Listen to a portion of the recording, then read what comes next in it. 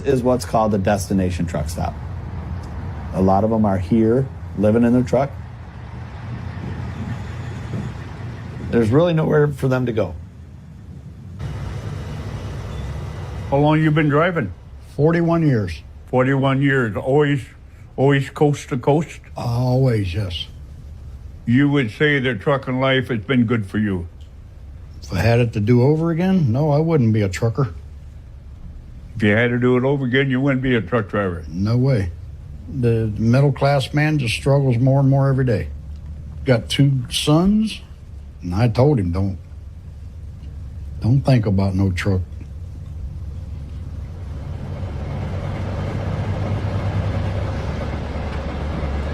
Another huge problem with being over the road isn't just, like being away from the family. It isn't about the, no time off or whatever. It's you have absolutely no interaction with anybody. There's a thing with prisoners where they become like institutionalized. Something similar happens to some of these truck drivers, and it's the older ones that you see more of it in. These guys that are 60, 55, 60, have been driving for 20, 30 years. You'll be sitting there with about 5, 6 people, and you're all cutting up, eating dinner, talking, having a good time. And this old guy will walk in, and he'll walk all the way to the back corner. And he'll sit in a booth by himself, away from everybody, and won't talk to nobody, sit there, eat his dinner, and then get up and walk out. That's all he knows, is solitude.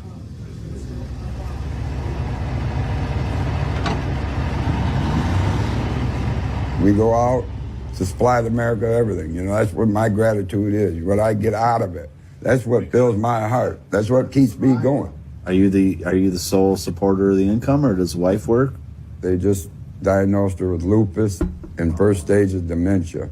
So I spent my life out here doing good, moving America, keeping everybody supplied. Now, my wife of 39 years, pretty soon ain't gonna know who I am.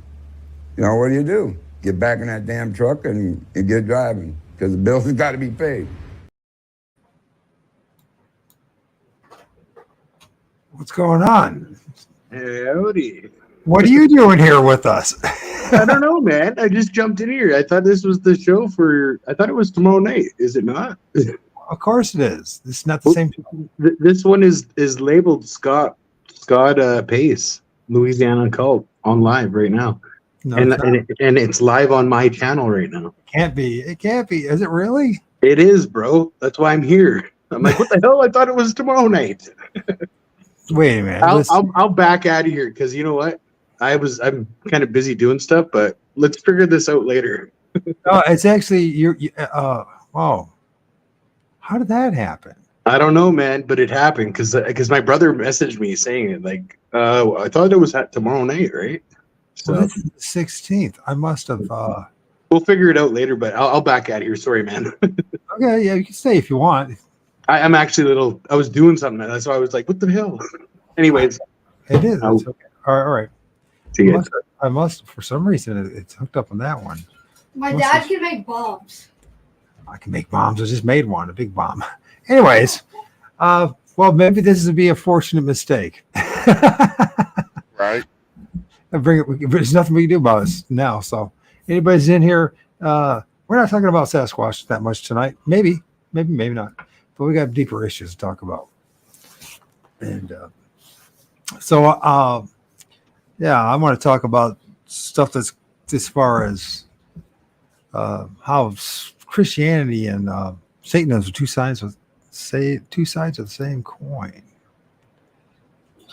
And what can we do? I don't know. I must have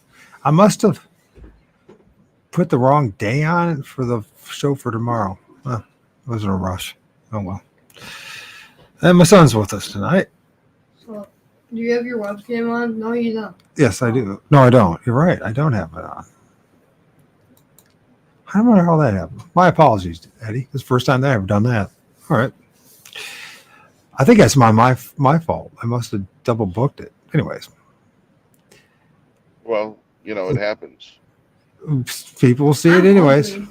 I'll just switch it around later. I'm leaving. I'm super ugly. You're super ugly, are you? I'm not much better. Okay. Yeah, well, I got both of you beat. So So hey, this that video, the trucker's life, the old yeah, man sitting by himself in the booth there and not talking to anybody. It reminds me a lot of my father. He was a factory worker though, and I can understand. Watching that video kind of reminded me. It helps me to understand a little bit better what my dad went through as a factory worker, working 60, 70, 80 hours a week, swing shift and all that crap.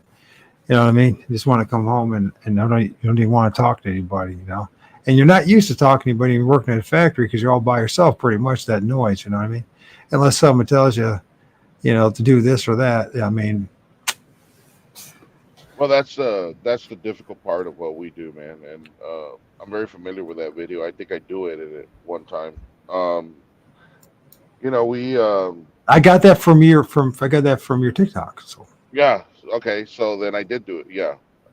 Um, you know, we people don't know loneliness until you get on the road, man, and you do the things that we do, and the most disrespect that we get is from the Christian, or at least my experience is from the Christian community. They refuse to accept the fact that we're the ones that are providing. It's not Jesus or Yahweh, or it's us. We're the ones doing it. right. Yeah, there's no imaginary demigod that's bringing the food to the groceries. Correct. Right. And we sometimes we interact at truck stops, but for the most part, most of us, we just do what we got to do. And if we go we have lounges in every truck stop. They have a lounge with a TV and cable or satellite television. Very seldom do you see those places full. There's maybe one or two. In the bigger truck stops, they actually have theaters, and they're always empty for the most part. They play movies, throughout the day, and it's an actual theater. It's a small version of a theater, and it's mostly empty because we're in our trucks catching up with our loved ones. Uh, Today I drove 578 miles. Um, just think about it. When you park, the last thing you want to do is be stuck on the phone or be listening to the problems with the kids, and in my case the kids fighting or their mom being upset with them or what have you. um that's the last thing you want to hear. You just it's so the traffic and everything we go through, um to get from point A to point B. It's a very different life, man, that people don't understand. And I've had a lot of Christians tell me it's a skillless job. And I'm there's just people that don't understand what it takes to be a driver. Yeah, it's a lot of wear and tear on your body, that's for sure, and it's a lot on your You mind. And sacrifice your body, for sure. You sacrifice your body. There's times that you got to be you got to get going at 2 in the afternoon. There's times you got to get going at 2 in the morning. you know and your body is constantly trying to adjust, sleep patterns and what have you. And it's brutal, man. Sometimes you're just dragging. you know um we can't call in sick when we're sick. I mean, unless it's something that prevents us from driving. I mean, we got to keep going. you know yeah, I'm trying to fix this while we're talking, so I apologize no, for not a big deal. my mistake. I can't believe that's the first time I ever did that, where I actually lined up two shows on the same time. So Do we let's have people in here, or? yeah, we got some couple people. They're probably well, I know what they're expecting. They're expecting something completely different. So Yeah. Anyways, we're not gonna. The show with Scott Pace is tomorrow, and somehow I seem to screw it all up. So I'm going to change the title real fast, and have to redo that once.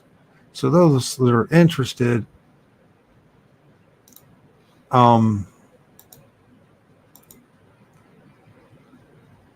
night is when we're going to be interviewing the soon-to-be famous Scott Pace, as he's become a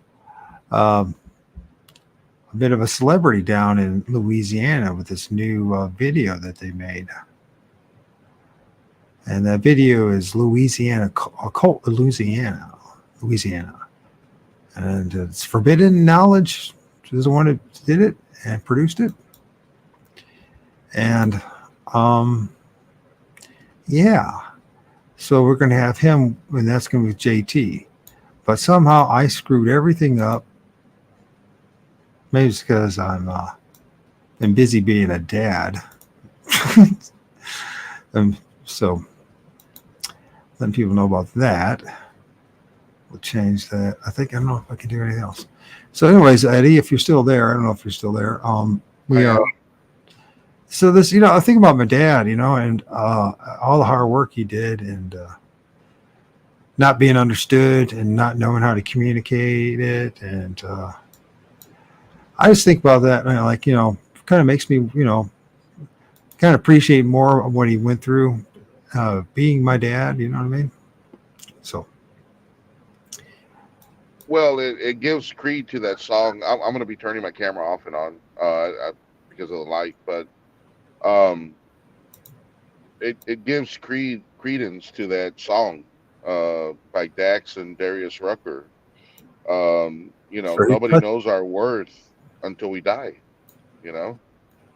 That's when all the crying begins. I mean, that's the verse in that song, and it's true. It's true. Yeah. It's this life's a bitch. I just was to be honest about it. It's just like it's an absolute bitch for most of us. And then on top of it, they have to have somebody throw this guilt trip thing about, you're going to go to hell if you don't believe in Jesus. Right. Yeah. We're already in fucking hell, you asshole. What did you? God. Yeah. I mean, I can just the Christianity is truly a cruel religion in my book. So, well, I mean, it is, and one of my good friends, author Deborah Grace, in her book, she clearly describes all the contradictions, right? This is the infallible word of God that these Christians follow, and we constantly find. I mean, how many times have you and I studied together, and we're like, "What's this?" Well, it's crazy that people actually believe in this stuff. I know, I do know, because I was one of them people. So yeah. But I never got there, Mike. I mean, I was preaching John Hagee, hellfire, but you never really believed in the Jesus part. That's the part I'm talking about. The religious part I never got. I mean, after my mission, as a Mormon missionary, after that I was like, I knew that organized religion was all corrupt. But my hope was in this Jesus thing, or the Jesus thing, that somehow somebody gave a shit about me, when there was no one else, and so. Yeah, well, I mean, and I don't understand how anybody even believes in this whole Jesus character, because if he was real, the what is described in the Bible, if he was real, why does he fail the children all the time, right? And I keep saying this. It's his disciples in his house, in his name, that these children are their innocence is being taken away. by Jesus' alleged disciples, right? And this is ridiculous. Now we got the SA insurance coverage. Like, as a parent, right? How do you not see a problem with that? You know? Yeah. Well, I think a lot of them don't know about it. I think the church is so good at hiding stuff and keeping the truth from other people that a lot of them don't even know how bad it is unless you have the courage to look into darkness and spend some time doing it. So, like we had to do. That's what I had to do. I know that. I know you had to do the same thing in your own way. And but there's this endless. There's hundreds, thousands worldwide cases of priests and pastors and ministers and et cetera, that have done horrendous things and violated people and took advantage of their positions. You know what I mean? So it's a brutal reality. Absolutely, it is. And I tell you what, folks, as we talked tonight, you're going to be totally shocked at things that I'm going to show you, or maybe you won't be. Maybe you already know about this stuff. But when you see this symbolism that's in these cathedral churches and in Europe and in other parts of the world, and not only Roman Catholic ones, but Lutheran ones and all that, you're going to look at that and go, wait a minute, that tattoo I put on me that as a rebellion against Christianity actually is one of their symbols? I'm going to tell you, you're going to be shocked. You're going to be truly shocked. Well, it's, to me, Mike, it's amazing the level of deception and how successful they were.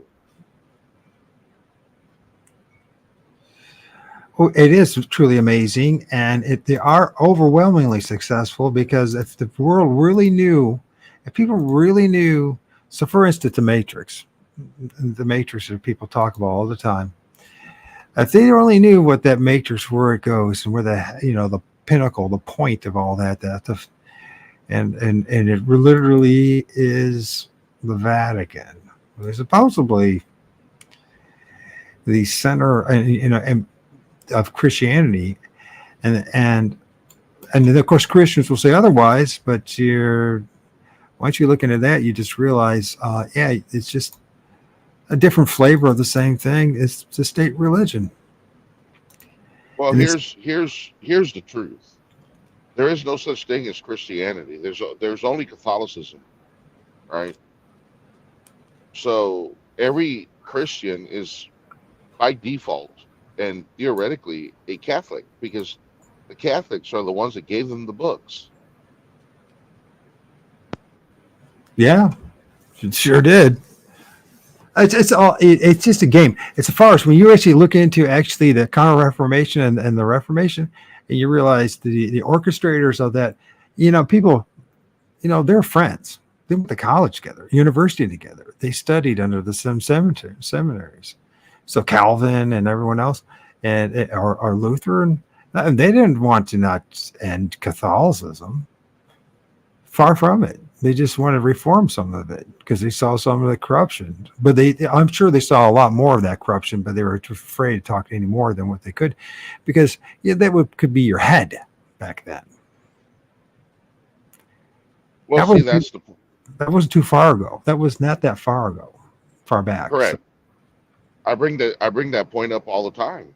Why would anybody want to be associated with a belief that has an extremely dark history? It makes no sense. But I mean, see, that's the thing. They're ignorant. It has to be the case that people, especially those who fall into converts, have to be ignorant of the fact of how bad the situation is. They might have heard a few things, but they didn't really put the time into it. It's too busy living their lives, working and slaving away, right? Think of my dad again. My dad endlessly working, you know what I mean? Endlessly, always working, right? And, looking back, he did the best he could. But for some reason, I can see why he was so angry and why he was projecting his anger on me and hating on me, right? Because it's just living a slave's life, right? So we're living a slave's life whether we accept it or not. Call it wage slave, not slavery now, slavery, but we're all slaves. And so we're so wrapped up in all this crap in the matrix that we miss what's right before our eyes, hidden in plain sight, kind of like this Lutheran church. You've noticed that? Do you guys notice what's on that window? It's an inverted pentagram. And it also looks like, that one was a symbol, the symbolism for the women's Freemasonic thing, Eastern Star. That's the exact same symbol they use. And you know what? There's a pentagram there, and it's shaped just like the Pentagon. And that Pentagon looks just like something. If you go in Italy, you'll see that the Jesuits' headquarters looks just like that too. Two sides of the same coin, and they've hid it in plain sight, and it's amazing. They use useful dupes like myself. At one time I was one of theirs, reading the Bible online and pushing it. It didn't matter. It doesn't matter what sect you belong to, and in a day, it really doesn't, because you're all under the same spell. They tell you, the Catholics say, hey, Diesel, how's it going, man? Old Dodge logo, TOS in the pentagram shaped. Yeah, you're right. Absolutely. Man, how's it going, Diesel? And yeah. And it's all over the churches and temples, and there's the Mormon churches and the Catholic one, especially the Jesuit ones. You find them, and this is a Lutheran one. Now, here's the thing: they hide this from even the people who are being educated in their seminaries. They become so blinded by their faith in this imaginary egregore called Jesus that they can't see what's in front of them. And by the way, when you finally figure out what's in front of you, if you ain't scared about this shit, especially realizing what they're doing to you and I,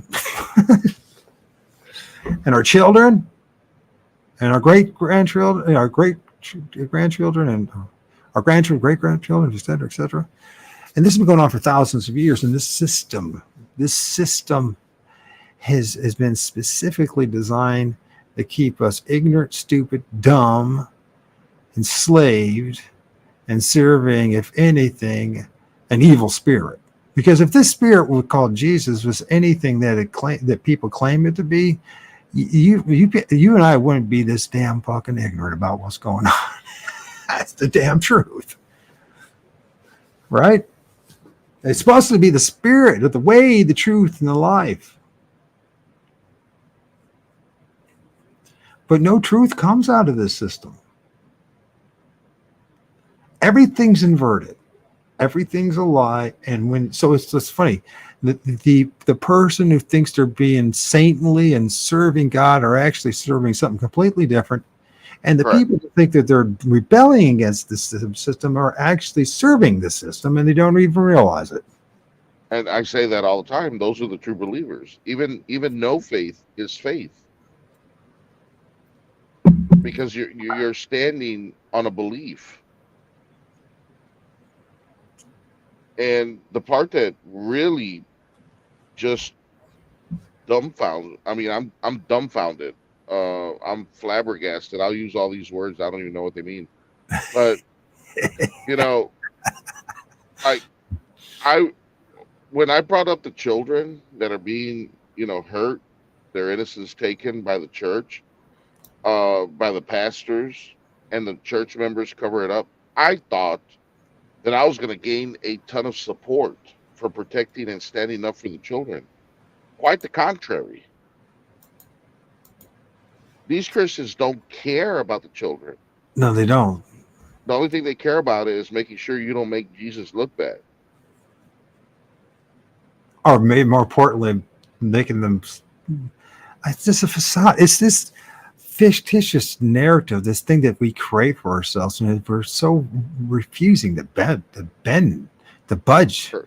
We want to stay in it. We'll fight to the bitter end. I don't know. It almost is like somebody has to be just a little wired differently than the vast majority of humanity to ask questions. Simply ask questions and then be honest with those questions. Instead, Well, not only that, go ahead, Eddie. they can't be honest, period. They make up testimonies. Come on, Mike. Like, let's be, we're honest here. They make up testimonies. They speak to God. Like, these people are so important that God, like, takes the time to speak to them. Jesus, like, he's out there, I guess, shooting the shit. And then he's like, shit. Somebody doesn't understand the book of Romans. Let me go, hook them up with some knowledge and wisdom. and the children that are being abused by the pastors, what about them? Yeah. Oh, forget about them. Don't worry about that. That's just a inconvenience. Don't worry about it. I'll take care of it later. Don't worry about it.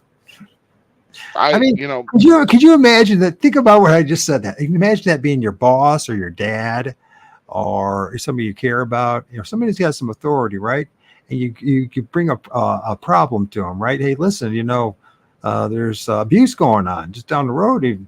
I'll take care of it. Well, it's okay, man. Don't worry about it. I'll take care of it in the next life. Don't worry about it. Right now, I'm too busy. Me and the boys got to go play some golf. Think about it. That's the Jesus that we worship. That's it. Right. Well, I mean, in my line of work. Sorry, dude. Yeah. In my line of work, if I said, hey, I'll be there shortly, and it takes me 2 years to get there, I mean, I'm not going to have a job. And Jesus, they've been waiting for close to 2,000 years for this dude to show up.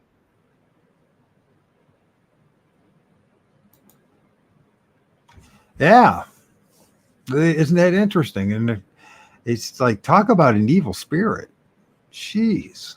Oh, it's beyond evil. Evil is still good compared to Christianity, man. All right. Or the spirit that they follow. I mean, yeah. And the thing is so sinister about everything's reversed. So they got this glow on their face, right? They have this glow on their face, and it's this like something has possessed them, and they come there with their big Cheshire cat smile, and they really believe the lie, And Jesus saved me, and Jesus changed my life. He really did. I was so much worse. And you probably were, and you probably, but the thing is, Jesus forgot to save all the innocent children. Jesus forgot to save all the people that's going on in the Middle East. Jesus forgot to save all the other people that are suffering. They just took care of you. Well, know what I figured out is the people that scream Jesus the loudest are the ones that have hurt the most people. And it's big. It's big cover, isn't it? It's a psychological and they're trying to cover it up. They're trying to the people that want the rapture to come. I mean, because we have John 15:13. John 15:13 clearly says, "No greater love does a man have than to lay his life down for a friend." Think about this. I mean, how many organs does a body have? How many people could one human save? And you go with Jesus, but nobody wants to go because everybody knows that it's bullshit. Because if they knew that it was true, why would they be in this world? Why would they be here? It makes no sense. Should we be a martyr for Jesus and for the humanity? It's because they know. See, every Christian has prayed. I mean, I said this, whenever we were, 2 days ago, when we were 2 nights ago, I said this, every time we are gathered, dearly beloved, we are gathered here today because Jesus didn't show up again. Those are Christians. I know. I'm sorry, Eddie, and I know you're probably not even being. You're not trying to be funny, but when you hear these things, and you really listen to the absurdity of it all, I know it's either I already got the mad already about things, so you know what I mean. So to me, This you just laugh at the absurdity. It's just a maddening, isn't it? That we could Well, be. I mean, It's think about it. Just think about it. You know, Mark 16, verses 17 and 18 says, "These signs shall follow those that believe." And the very last one in verse 18 is, "You will be able to lay your hands on the sick, and they will recover." That's what it says. So why are we, dearly beloved, gathered here to plant another one because Jesus didn't show up? We don't even need Jesus. If you're a believer, according to the scripture, you should be able to do it. John 14:12. If you believe in me and the works that I do, you will do them also, and greater things will you do, because I go to my Father. Jesus didn't know what he's talking about. Eddie, come on, you know that. Jesus just didn't know what he's talking about. That's the problem. Yeah, You know, the guy that and- worshipped, he was mistaken. you know, and everybody talks about, well, you know, Mike, you need to repent and come to Jesus. Well, the problem is in Matthew 11:20 through 23, it clearly says there you have to repent in sackcloth and ashes. Who the hell's doing that? I don't even know where you get it. Where would you get that stuff? I guess I don't. Nobody knows. Why This is is how hey, Eddie, there's a way for us to make our millions. We should start a store selling sackcloth and ashes, official stuff that's been blessed. you know what? You're a genius. I didn't even think about that. No, I'm serious. I You're mean, a genius, dude. there's money to be made there. You know what I mean? Man, if we had this idea last year, knowing about the eclipse, because right now the Christians are going crazy with the eclipse. You know what I mean? Like, it's not like we've never had an eclipse before in our lifetime. I mean, I'm 49. Right now, Right, we but- could be rolling in the dough right now. There's money. We would. flowing. Oh my gosh, dude! The things we'd be doing right now, pimping ain't easy. You know what I mean? Like, we'd be rolling in some, you know, suits, you know, pink, hot purple suits, and, you know, with a hat, big old feathers sticking out. I mean, we'd be traveling, smoking a cigar, you know, just like the pastors. You know, And laughing about being multimillionaires. Oh, we're not millionaires. We're multi-billionaires. multimillionaires, yeah. I mean, it's so ridiculous what Christians, and mind you, Christians believe that they possess intelligence, right? And look at how they're being played. That's not trying to be disrespectful. That's just stating the fact. Look at how they're being played. These guys are buying jets, private jets. That's What right. about the homeless? What about the hungry children? What about the sick children? What about the parents struggling to have, you know, put a roof over their child's head, or get them medical help? Or these dudes are buying jets, and the Christians are giving the money to get those jets. Think about it. That's how ridiculous this is. Yeah. Meet Copeland Jetson and his boy Leroy. Bigfoot Rosary. There you go. Pope could sell the golden chair and feed many. Oh yeah, you know he could. Diesel, absolutely. Not only did the Pope, then let's look at like Copeland. You know, geez, you know what I mean? He could feed the whole damn state of Texas for a while, couldn't he? I mean, that dude's a billionaire. I know. How does this happen? And you know what? You know what has happened is, for too long, we've allowed the Christians to just get away with, oh, that's not a Christian. That's not a real Christian. Oh, no. This is what happened. This is what happened, Daddy. That's what happened. That's by the way, that's a Lutheran church in Germany. That's got an inverted pentagram on it. Yeah. It's encircled. Saturn You rings. know, Saturn rings around it. Yep. It's a Saturn death cult, man. it's a Star of David, man. Yeah. Well, the 6.1. That's the one, the Star of David, right? But this is one that's on the stars all over the place, where there's on our flags. The 3 stars, you know, for what is it? the one flag that represents Washington, D.C., the inner city of London, and the Vatican. And even China, of all places, has a star on it. A red Well, star. there's something unique about those three cities you just mentioned. Right. They're all countries. That's right. They are They're not countries. cities. How many people know that? You know, see, this City is states. the problem. Right. This is the problem. This is how they get these people.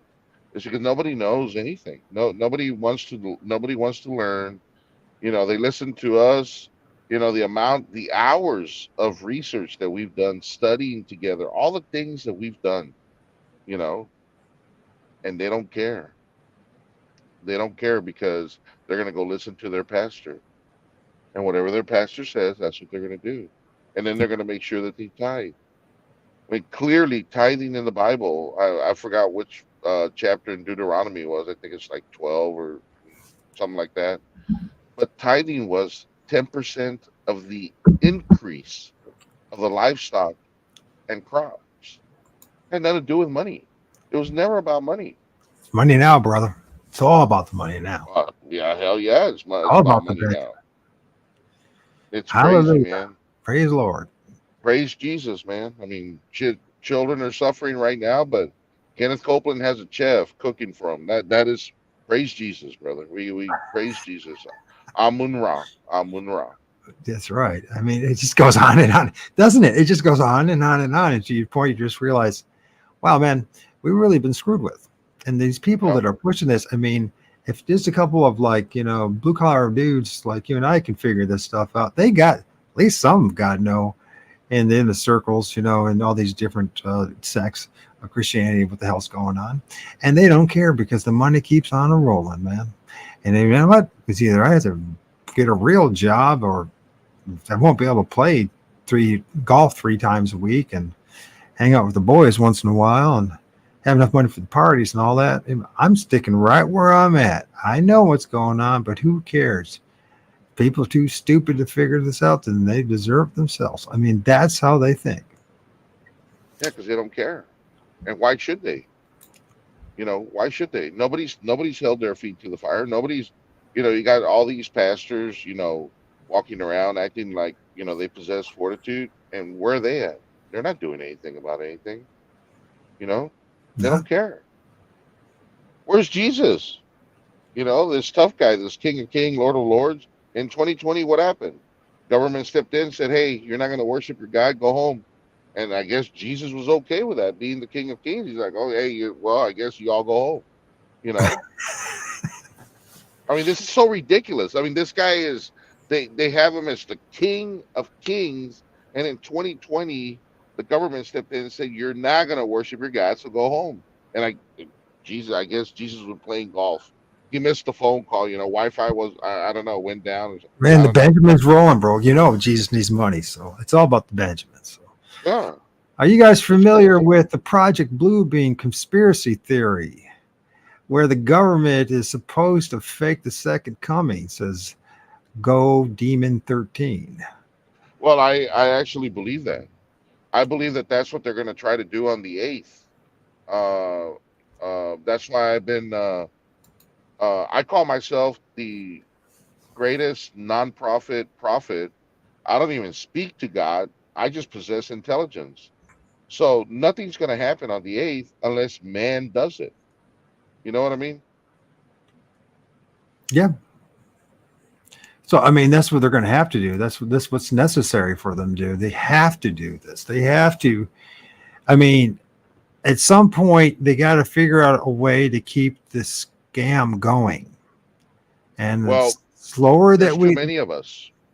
There's too many of us, Mike. There's more and more. Every day, there's another one that comes to our side. So the pastors know this. Mike, in all honesty, because when COVID happened, I was in John Hagee's church, right? And the only time I ever saw that church full was during Christmas and Easter. I mean, jam-packed. Every other service, no matter what service you went to, it was not full, right? Nowhere near full, maybe three quarters. Well, this guy, and I heard many pastors did this, right? I mean, they did their shows on YouTube, and when I was researching all this stuff, every one of them believed that the churches were going to grow after 2020. And I'm thinking to myself, I think they were involved. They were involved in the decision to stop the whole church thing, to make it look Oh, like they were 100, being persecuted. 100%. Oh my God. Yeah. The people that Yeah. showed up the first in the Vatican, you know, the major players that were involved in the past few years, they all showed up. They all showed up at the Vatican to talk Well, to think about this. Pontifex Maximus, to Kaiser, you know, the Roman emperor. Hey, Yeah. this is what we're up to. This is what we're going to do. And I'm sure actually the very top of we call it Christiandom, they were very much involved in what we witnessed the past 3 years. They don't care. They don't care. They don't have any respect for us because they think we're stupid, and maybe they're right. Maybe most people are just too stupid to see what's before their eyes. I know I was, and it took a lot of work to break free. By the way, it took days and days and days and years to get to this point. To see Well, remember, what's around me. You know what I mean? well, they're afraid of the, I've lost relationships with very close friends over this, and I'm probably going to continue to lose more and more, you know, because Christians, they preach unconditional love, but the reality of it is it's conditional, right? So there's conditions on their love. You must believe how they believe. If not, you're not part of them. You see, and they all have the exact same message, right? So an ex-Christian was never a real Christian. It's always the exact. It's like it's a script, right? This is how I know it's demonic, because you see, you and I we're engaged with the spiritual world, right? The spiritual realm. Most Right. people don't even believe in it.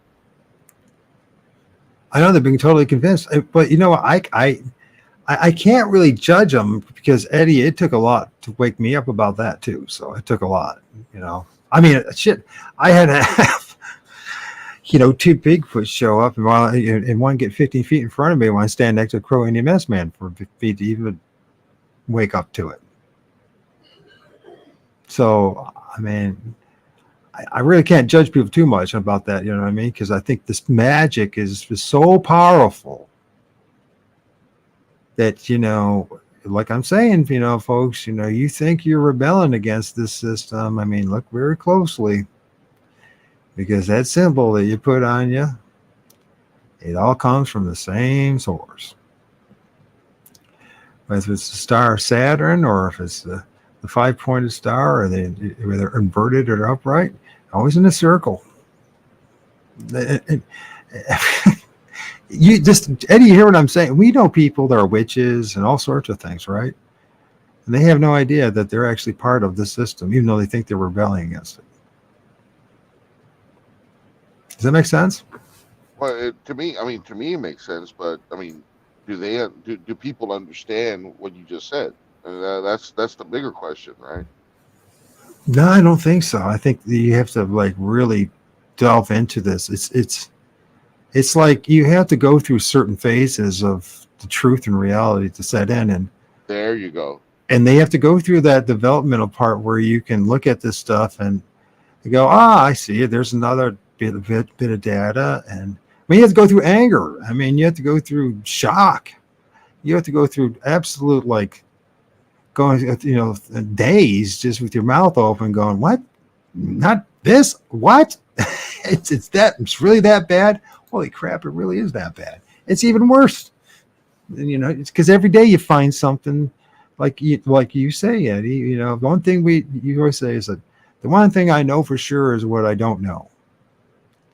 Is that the right way you're saying it? What you're trying to get at is that what I know is what's not true. That's what it is. Well, Why? the one thing I know is that I know nothing at all. You know, Yeah, Um, that's fair enough to say too.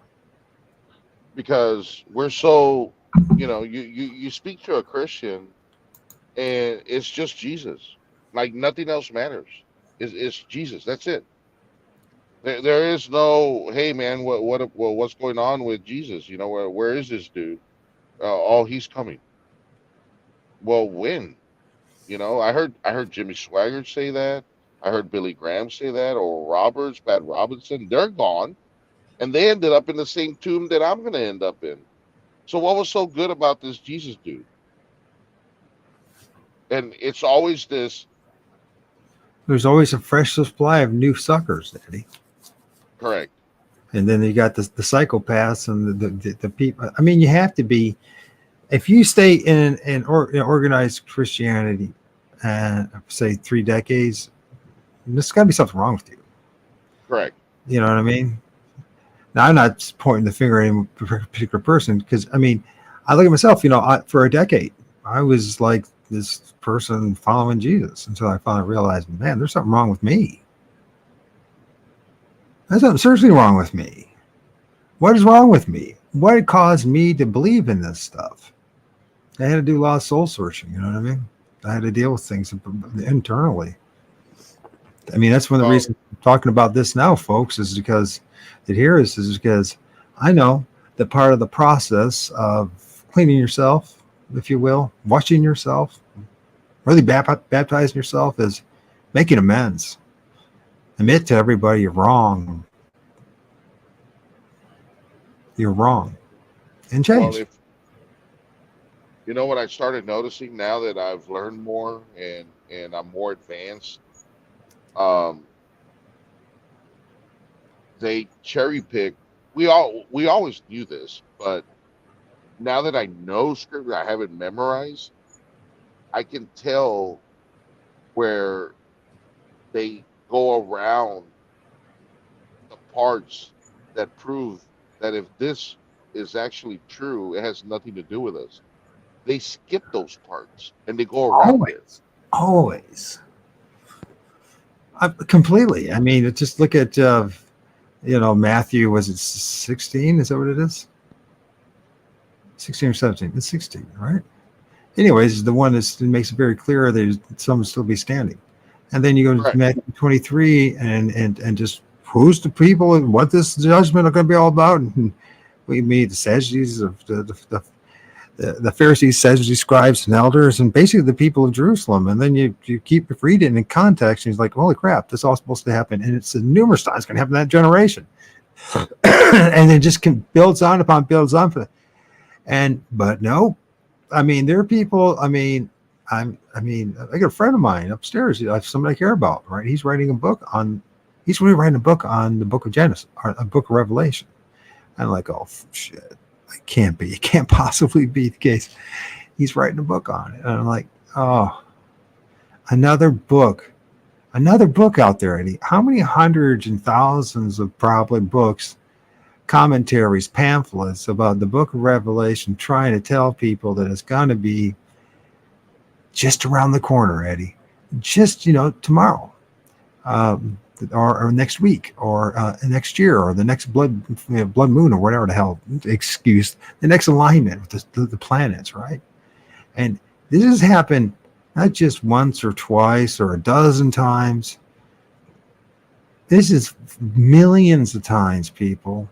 Millions of people, probably more than that, multiple millions, probably hundreds of millions of people over the course of the past 200 years that convinced other people that the world was going to end, that Jesus was coming in their lifetime.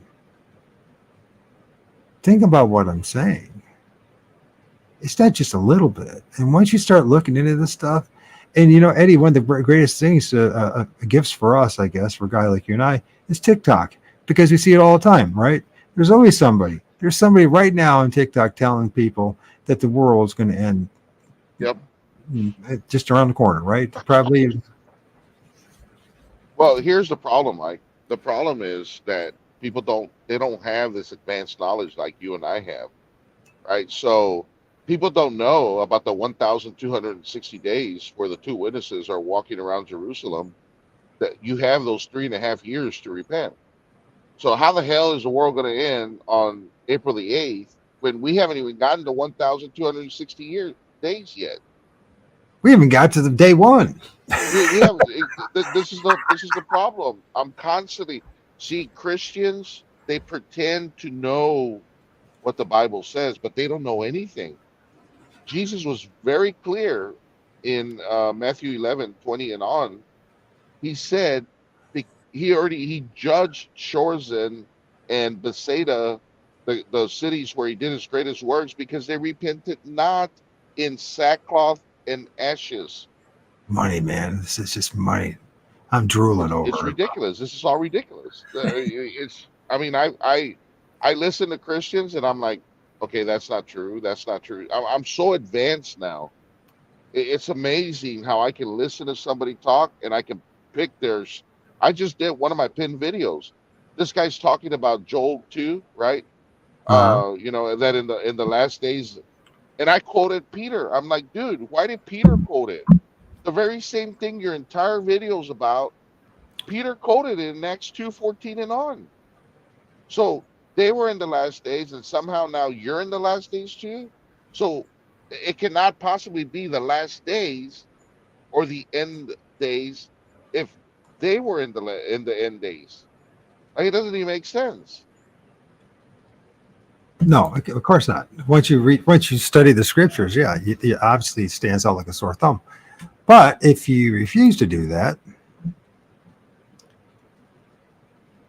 if you refuse to critically challenge your belief, then yeah, you're just gonna, you know,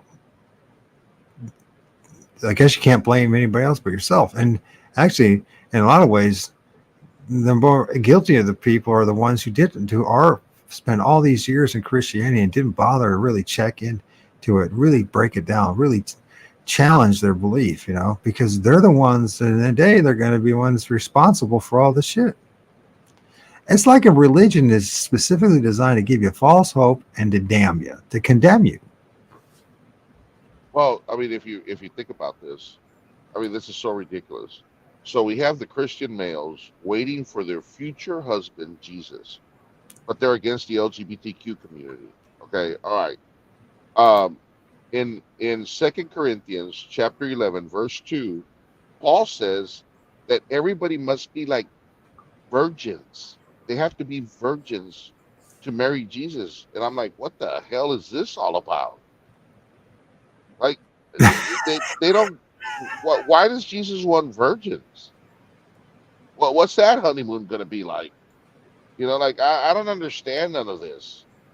It's so ridiculous. It's so perverted. It's so ridiculous. It's shocking. That's what it is. And it's never ending. It's just one thing after another. One verse, one. Correct. I mean, it's just okay. So this is all finished. It's very clear. Anybody who can read a book or can be honest with himself, the whole thing is finished in the first century, at the bare minimum, and that probably is Roman propaganda, and then it was all made up due to the wars that are going on, the Jewish wars. I said probably. You know, the fact of the matter is that. And this is the thing that shocked me, Eddie. This is what really got me. When I figured this stuff out, I know that there are priests, there's pastors, and there's bishops, there's ministers, smart men who've seen the same thing I've seen, and they buried it Right. deliberately. Well, I'm convinced that anybody that's gone to seminary, I am convinced that is the school of lies. I am convinced that they know what we know, but it's money.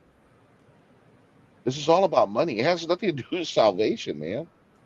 It has to do with money. So then that begs the question, Eddie, what kind of God is here? Well, I mean, think about it. They say that Jesus is with us, right? He's the God of this world. Well, who's the God of the world in the Bible? It's not it's the devil. Right. They got it all wrong. Their whole thing is wrong. So we're doing basically like I've been telling people that, they say, "Oh, I'm going to pray for you in the name of Jesus," right? And I said, "Nah, I'm not into devil worship." Correct. Sorry, because that's the only conclusion you can get if you're honest, is that what is actual, say, Satanism is actually Christianity. Everything's reversed. But not just Satan, Correct. not Christianity, because Judaism is in there, and so is Islam. In fact, what that whole thing is when you get yourself involved in this stuff, you ignorantly become a devil worshiper. Congratulations. You know what I mean? And it's not just me being mean. You know, it's not just me being mean. It's the truth. I mean, if you think about what were the things that Jesus wanted of his disciples? What do you say, Eddie? What are some of the things that Jesus asked of his disciples? And he expected of them in order to be one of his disciples. Well, they had to follow him for one, and they had to pretty much adhere to his teachings. And his teachings were? Well, that's where it gets a little convoluted, right? Because I believe there was two Jesuses, and it's actually in 2 Corinthians 11, verse 4. But his teachings were based. Well, if you look at the one Jesus where he's like, "Hey, man, I didn't come to bring peace, brother. I came to bring war. I came to set, son against father, daughter against mother, and if you love your parents more than you love me, then you're not worthy of me." Like, there's that Jesus, right? That's right. And it almost seems to me like This seems to be that's the what Jesus. that's running That's this what, place. That's the Jesus huh? running. That's the Jesus running this place. Correct. Correct. Because if you really take a look at what Scripture says, like in Luke 7, Jesus says, there's one Jesus that says, John the Baptist comes neither eating bread nor drinking wine, yet you say he has a demon. And I'm thinking to myself, why the hell would Jesus say that when a few chapters later he's sitting with a disciple saying, "Hey, this is my body. They're drinking wine and eating bread." Like, it's a clear contradiction, right? One Jesus says, "For I have not come to um, end the world, or but to save it." And then the other one says, "Hey, get all my enemies, bring them before me, and slay them." Well, what? What? Like it's so contradictory.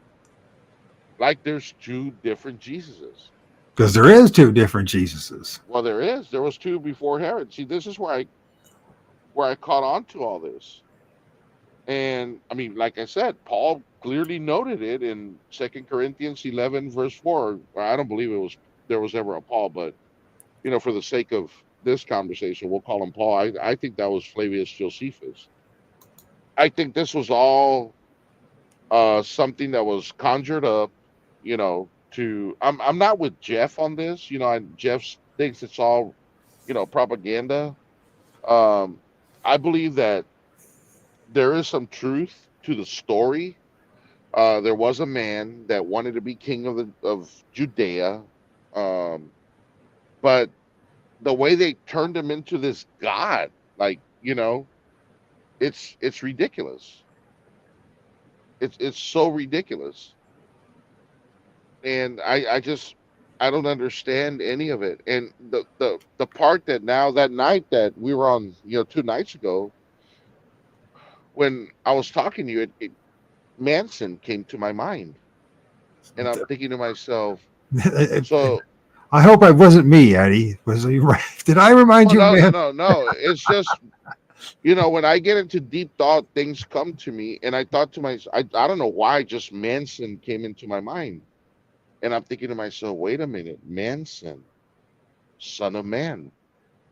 Man, If I son. told you Johnson, right, to translate that or define it, it would be the son of John, right? Carlson. The What son if of Carl. what if Charles Manson was actually an actor all along? Well, there's evidence of that. But he So, also but he sure also seems did claim he was Jesus. That was my whole point. He did right. do that. That's right. The hypocrite, the actor, the performer, and Jesus was a walking, in the book. I mean, either there's two Jesuses, or he's just a schizophrenic and a giant hypocrite. Well, he's a giant hypocrite, anyways. But it's like somebody who's performing. Well, I mean, we all know the hypocrisy, right? Because I mean, I mean, look at us. We pray to Jesus, and and here I go again with the same thing. Dearly beloved, we are gathered here because, well, Jesus didn't show up. He was too busy. He was too busy saving addicts, people that made choices, not the innocent children. No, no, no, no. We don't have time for that. We don't But want the adults that decided to snort something or inject something or take something, those are the ones that hey, we Jay's busy with them. They're very important people. It makes no sense. Well, it's all a giant contradiction. The only thing that makes sense to me is that if we're dealing with black magic, and that their sorcery is real, and this is what's been able to, just breaking down Christianity should make that very clear to people that whether you believe in sorcery or not, that's another thing. But people that are running your life clearly do, and they still keep doing it. So, and there must be a reason for it because it works. Think about this, though, Mike. Every Christian, they look at you like you're. Do you see what Eddie said? Eddie, you see what Diesel said? Jesus backwards sounds like sausage. Yeah. I mean, he did a lot of anointing of that. So they called it feet. He's right, by the way. It is. It is sausage. Yeah. Think about that one. Hey, sausage. Yeah. Well, he just gave me another idea for a video. So. That's a good one. Good job. Yeah. Good job. I didn't catch that one myself. That's the first one. Start calling him sausage. Well, I mean, it's crazy, man. This whole thing. I mean, seminary teaches, John 14:12, the greater works, right? If you believe in me and the works that I do, you will do them also, and greater things will you do. So seminary says, well, that's preaching the gospel. And I'm thinking to myself, okay, have you ever read the last verse of the book of John? It says we don't even know what this guy did. We only got a snippet of it. How the hell can we be preaching a gospel when we don't even know what the gospel is? Oh, that's where Paul comes into play, right? I mean, somebody had to show up. That's why I believe that Paul is Flavius Josephus, because of that right there. Somebody had to, clarify, exactly what were the expectations, right? But the problem was, folks, is that he was not talking to you and I. He was talking to people in the first century, and even in his mind, amazingly enough, thought that the world was going to end in their generation. Yeah, think about that one.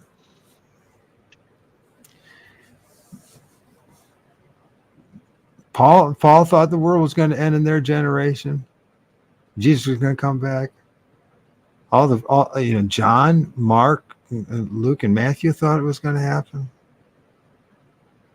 Peter thought it was going to happen. Clearly, Peter said it in Acts 2:14. I mean, there's no denying it.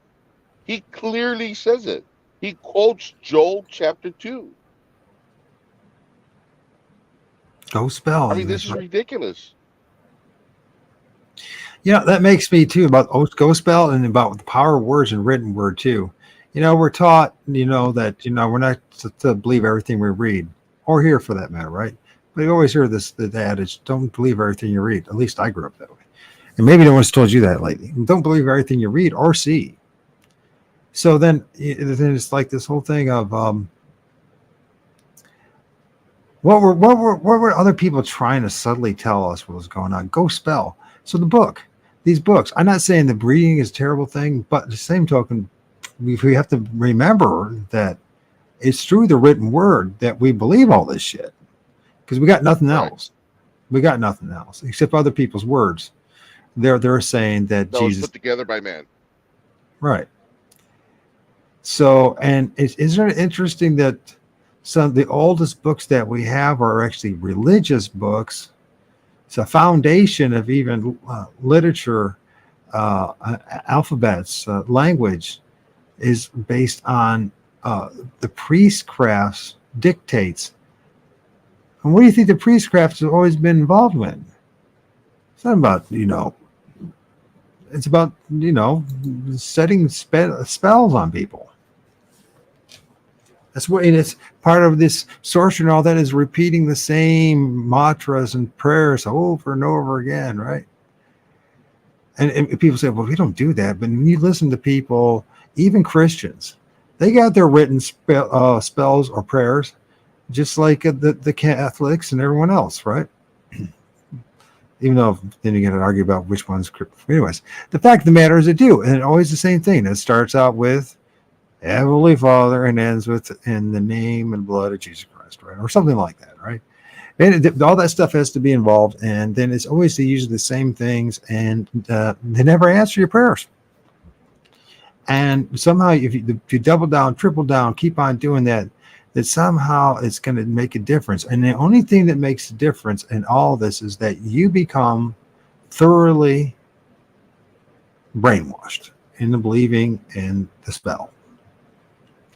This is what they always do in magic. They do this all the time, folks, in magic. When they want to put a spell on somebody, they make that person say the same thing over and over again. They'll say, it's to break a spell, or it's to get this, that, or something you want. But they know what's going on here. You keep saying the same thing over and over again, you start to believe it.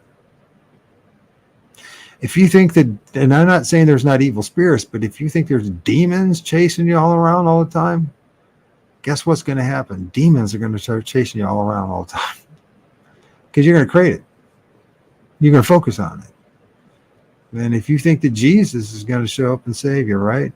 Then you're going to, then what's going to happen is you're going to believe that something on the other side that's pretending to be Jesus, which Eddie makes very clear, the image that most people think is Jesus, anything close to being Jesus. In fact, what is it? Is it a gay lover or some painter, or what is that, Eddie? Or is he the grandson of a pope? Whatever these people. I think Da Vinci or Michelangelo, whoever painted it, it was his boyfriend. Caesar Borgia was the son of a pope. That's the Jesus that everyone's waiting to see on the other side. Not everyone. Right. Some people, they decided, that Jesus is going to be a darker skin, one way or the other. You know what I mean? Look a little different. But whatever you're envisioning and hoping that light show is going to be on the other side. You talk about a Project Bluebeam here now. The light show that's waiting for you on the other side, I'd be really concerned about that one. And if you're not prepared now to be able to distinguish the difference between the holographic light show or whatever it's going to be, or Project Bluebeam, in this life, I doubt if you're going to be ready in the next life. You know what I'm saying? There's a verse in the book of John. I can look for it. I don't remember off the top of my head, but it says, "It is the will of my Father that you must see the Son and believe in him in order to have eternal life." Well, nobody even knows what Jesus looked like today. They're worshiping an image of Caesar Borgia.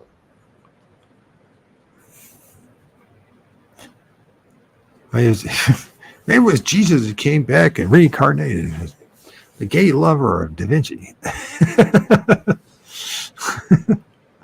I mean, yeah. think about Caesar Borgia and Da Vinci, right? I believe it's Da Vinci. They have to be laughing in their graves, like, dude, we never thought they'd believe us for this many years. Like they're probably laughing at the Christians, like, how the hell do they believe that that's Jesus?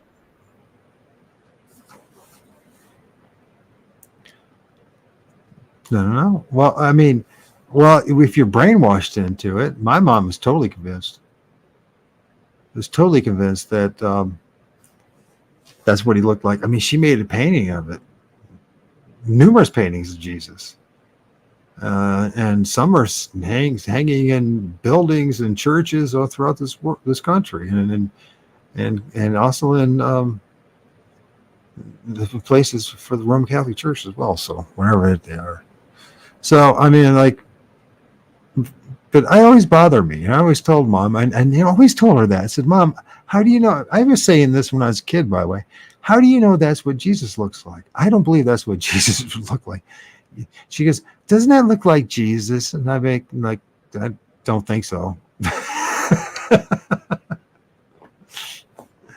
Yeah, there's no way he was. There's no way he was like afflicted. No way. No. Oh, it's just amazing. It's truly is amazing. I don't know. And then we got this, like these churches, like this one here, this Lutheran church in Hanover, and I think it's Germany, right? Yeah. And medieval German church, and it has the inverted pentagram with the circle around it. Now, here's a lot of other, you know, everyone's saying those people who worship the devil have that symbol. How many times have I been told that that's a symbol of bafflement? That this is a symbol of devil worshipers?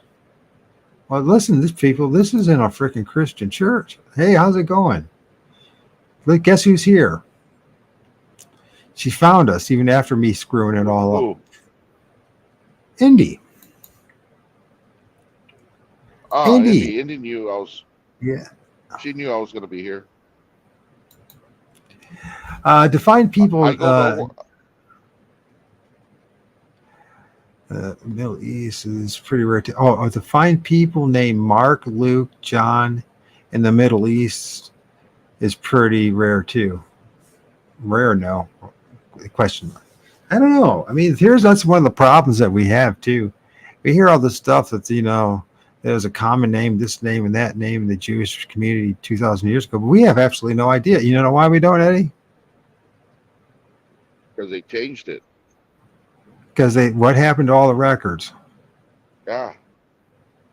This is where Indy is brilliant, because she's found the people, but under different names, like Mary. Mary was actually.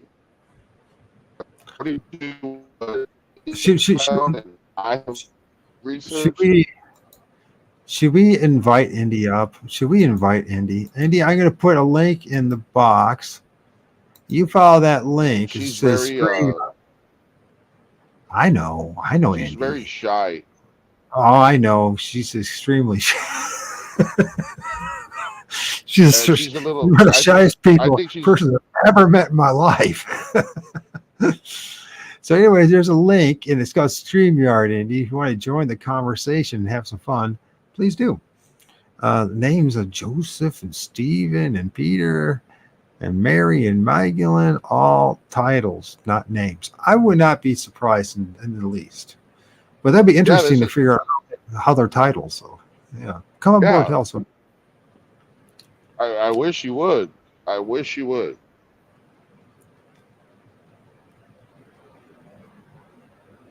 And that way I could take a pee. Because I mean, honestly, I need a break. She's found Mary. How do you find Mary? That's amazing. Mary is, once again, Mary is the queen. It comes from royal lineage, right? And that then the real truth, right? And that Queen Helena, yeah. That's what it's Queen Helena. Well, what? I mean, I thought that Jesus had sex with Mary and had babies with Mary. What are you talking about? Isn't that what everyone else is saying now? Look at all the books about that. And Jesus and his relationship with Mary. I think they're talking about Mary Magdalene. Oh. Are we sure about that? Well, I mean, who the hell knows? I mean, these guys. For crying out loud, Mike, David's walking around with a belt of foreskins. Like, dude, I don't put anything past these dudes. I mean, after all, I mean, look at Lot. I mean, Lot, what the hell, God, this loving God loved Lot so much that he sent these two angels, right? And they're going to wipe out this thing called Sodom and Gomorrah, this place.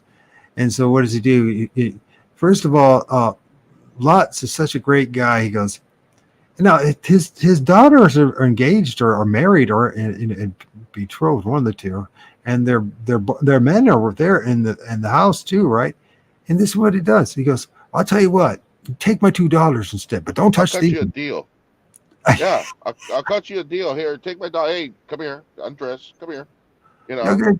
Can you imagine being the two dudes? I mean, the husbands or future husbands of his two daughters, and he's like, oh yeah, just take my. And you can imagine just sitting there and like, well, after that, I mean, isn't it amazing that they didn't bother to go with him after that? He's like, Lot, after what you just pulled off, I don't care where you guys, we're not having no part of you, right? Isn't that amazing?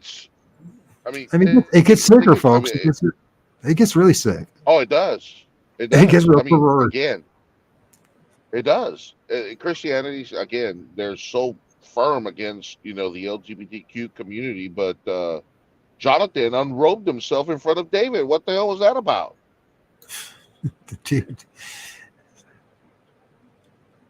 What was that for? I mean, what were they going to play? Swords? I mean, what how did people not see this? I think it's because they've never had a conversation like this with anybody. That's why. Well, yeah, and they haven't heard conversations like this with people just sitting back and just poking at all the contradictions that are in what is called the Bible. You know what I mean? They're not. They have this. They listen to this kind of atheist versus theist or Christian argument and debate, and it's so boring. You know what I mean? It turns everyone off, right? Totally. But when somebody actually sits down and breaks down the book, and breaks down what has actually been said, the collection of these books, you'd be like, holy crap, this is like really dark stuff. This is really evil stuff. How did I ever believe in this stuff? What happened to me? Yeah, because we actually studied the book. Right. And you don't have to master it. You don't have to memorize it. You just have to know enough of the big picture, right, to know that it's just a mess. It's an absolute mess. When the book is actually not a mess. What's the mess is what has happened afterwards.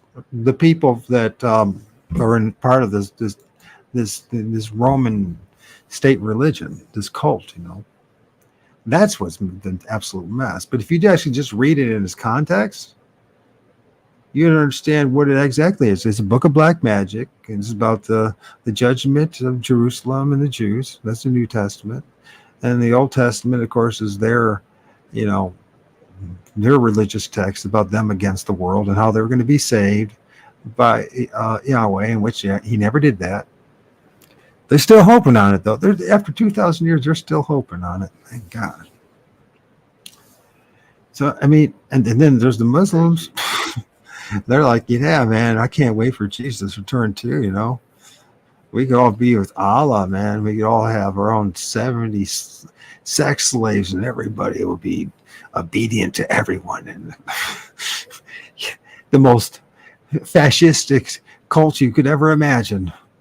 And that's just one of those gods. That's if he doesn't burn you for all eternity.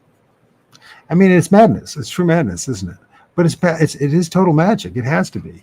So there might be a historical basis to the books, but in the day, it's not enough to. Can I take a shower? Sorry. Sure. Shouldn't be that annoying. So yeah, it's quite shocking when you think about it. How this magic has actually worked on people. And I know people don't want to hear that, and they say, no, there's no such thing as magic.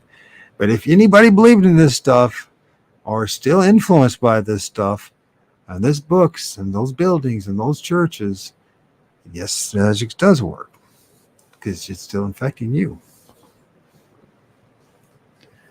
And it affects all of us. Well, yeah, I mean, there's correct, and there is authority in this devil that they call Jesus. Believe me, when a Christian prays for you, he's praying against you. He's not praying for you.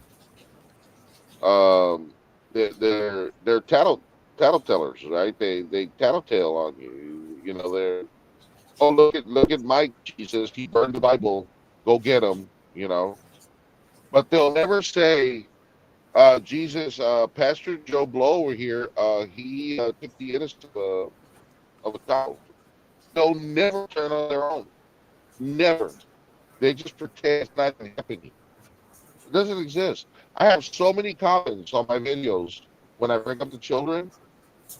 Christians say, "What children? What are you talking about?" They don't even know. They pretend not to know. I have a pinned video of a pastor out of Florida that got arrested with 53, 51, 52,000 views on there. But apparently none of them were Christians because they just don't know. They don't know what I speak of when they put the children up. Just they don't know. No, they don't want to know. They want it's because here's the thing. They created a system, Eddie, Well, and this is another thing about this Christianity is that they created a system, and that's part of it. The way they created the social order is that you will at some point suffer so much and have so much disappointment. There's a good chance that you'll come back, right? And you'll come back with blinders on because what they do is they create a scenario where life is so shitty that if you did just worked on yourself a little bit and believed in Jesus, that your life would improve. That says something about the system world. That's the only reason why you would even hold on to this stuff is because you see yourself and other people's lives that imagine they changed. They seem to be better than the rest of the people around them. I mean, this is a real phenomenon. But the thing is that it makes you even a worse human being down the road, I've discovered. And it also it causes people to put blinders on and say, well, wait a minute. Is there better options than just believing in Jesus or in Christianity? Would the world be better off if we had maybe a different type of belief system altogether or something that was more in reality type of thing? Well, apparently not. They don't want that, do they? So they want you to have such a hard life that you will fall back into this stuff. It's really sinister. It's not just me how I see it. I mean, it's just this. If all you have to do is just observe, see what's going on around you, ask yourself some simple questions. Would you ever design a place like this? You never would in a million years. Well, that's why, because you have a conscience. And you would be like, this is not like the best thing for me or anybody else around me. I would design this place completely different. So it's a maximum benefit for everyone involved. Man, woman, and child. But no, that's not how this place is designed. This place is designed specifically to beat you down, control you, manipulate you, and cause you to be so desperate that you will go back to worshiping their thing, their egregore, their beast, their creature, that thing called Jesus. And there probably was two Jesuses. I don't know what happened to Eddie in the Bible. It looks very clear. But it's regardless of that, you have to look at the effects of what is happening with people who are following the Jesus today. And the Jesus today is total fascism.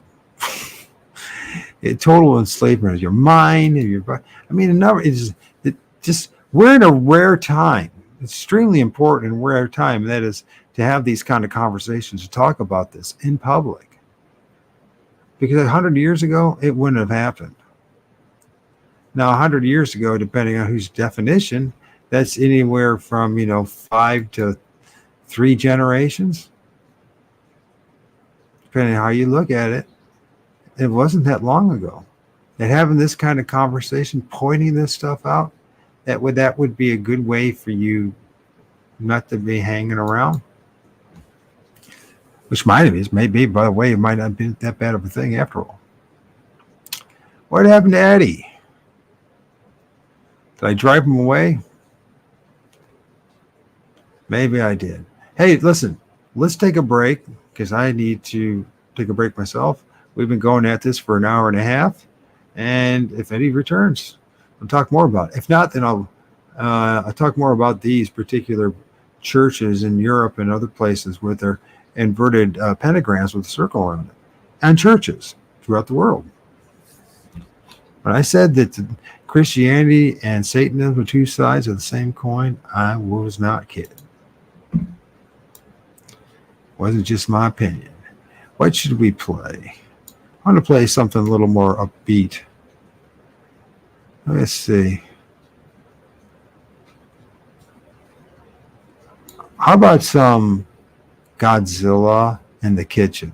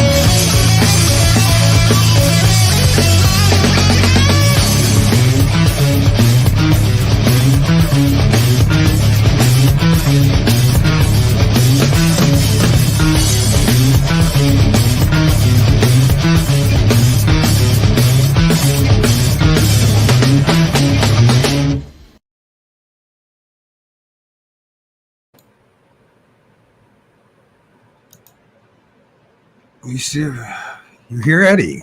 You back? Took a little break. Yeah, what See happened? where- You dropped off, so I took a break. So I had to use the restroom. The O.R.D rocks. Thank you, Mark. Thank you, Mark. So I think Jesus got a you're breaking up, bro. You're breaking up. So Eddie, you're breaking up. So Am I- we might have to call back. I don't know. Are you on the roads still? Are you driving or? well, I'm in park. Okay. Good. Am I still So breaking up or? you're a little bit better now. So what were you All right. trying to say?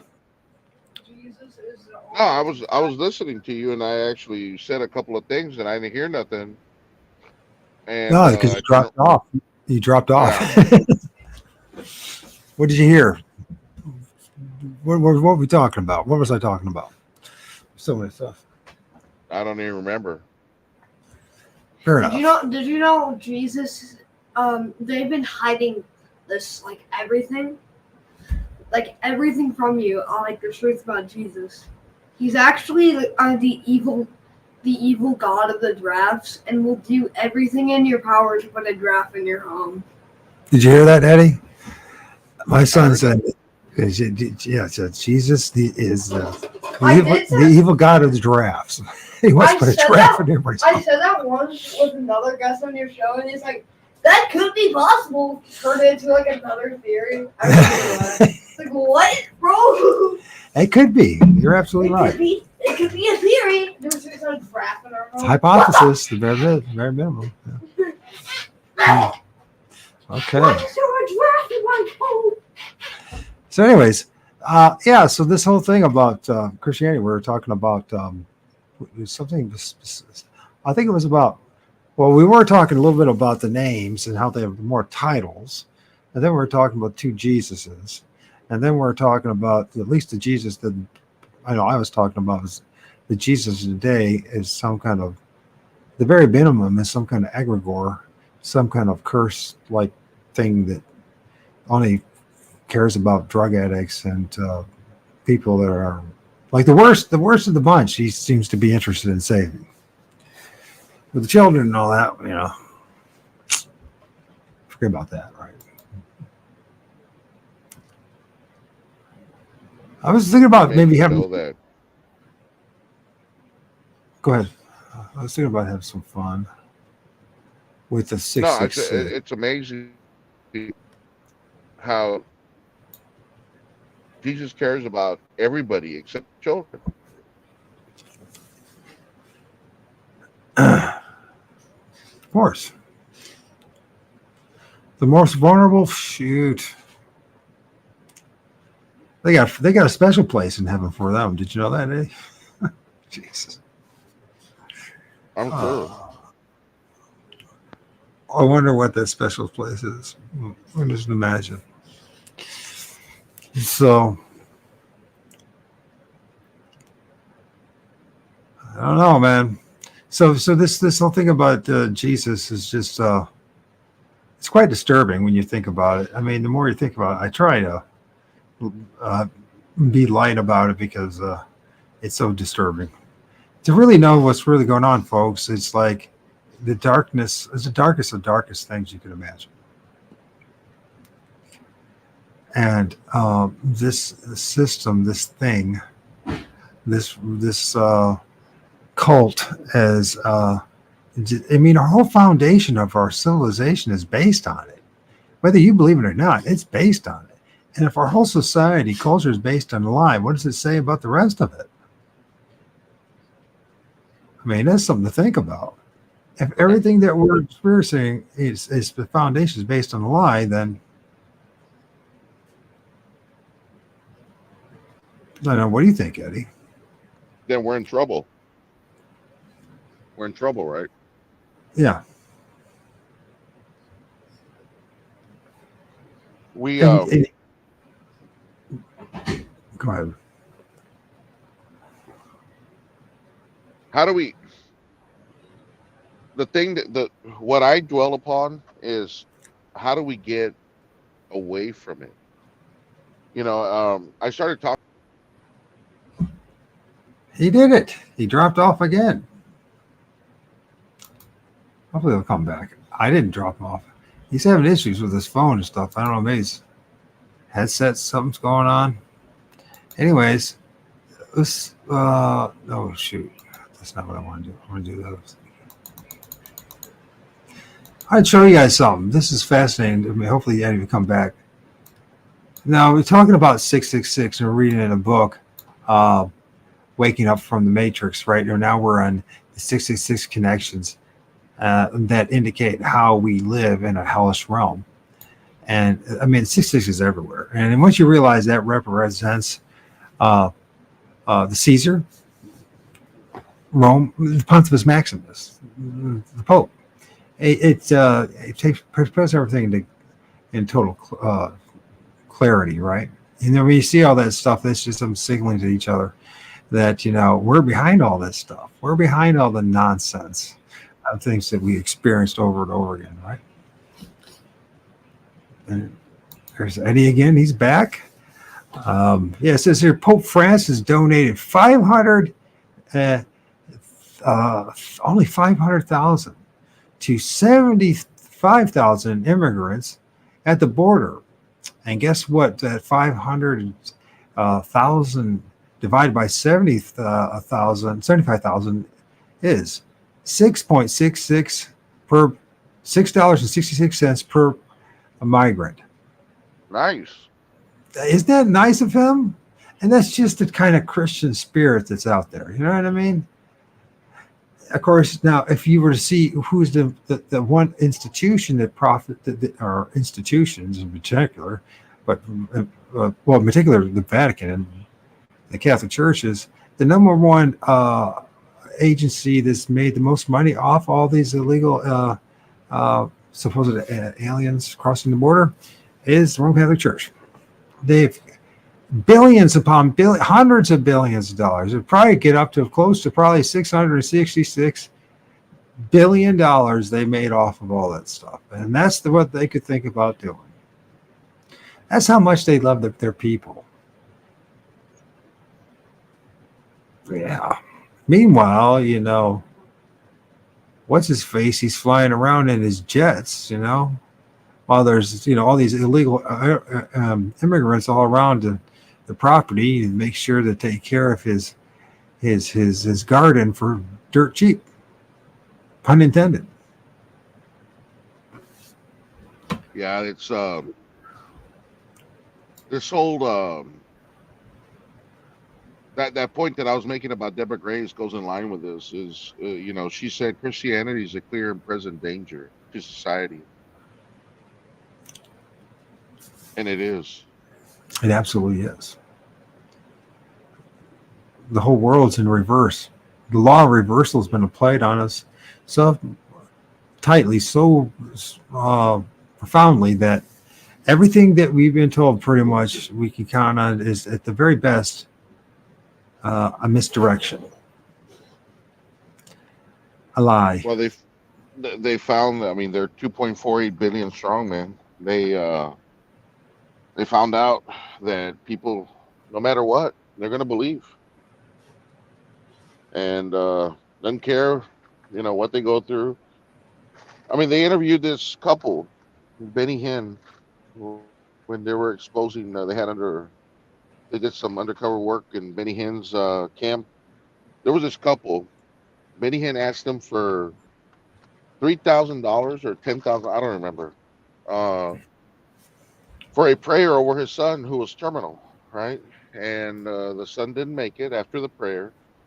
Son didn't make it, and they still paid Benny Hinn the remainder of the money because, he prayed over him. And I'm thinking to myself, wow, I mean, again, Christians are not the brightest stars in the sky, right? No pun intended, but how do you get there? Your son's gone. All this authority that Benny Hinn talks about, Jesus can save, and all this nonsense. I mean, look at the planets on the other show 2 nights ago. He's convinced that the reason Jesus hasn't returned is because the Christians aren't giving enough money. I mean, who believes that? What scripture is that out of? It's ridiculous. Some And very, Christians fall for this. I don't understand it, man. I don't understand it. The only thing I could think is that this is, I keep saying black magic. That's the only thing that makes sense.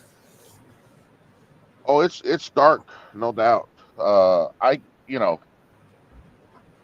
I won't get into the spiritual realm, but my experiences out here, you know them. I mean, this thing is dark, man, and it's powerful.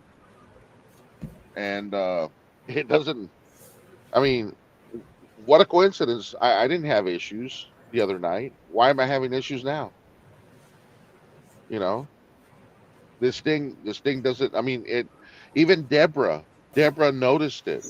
Whenever I was gonna say certain things on a live one night, I would get kicked out.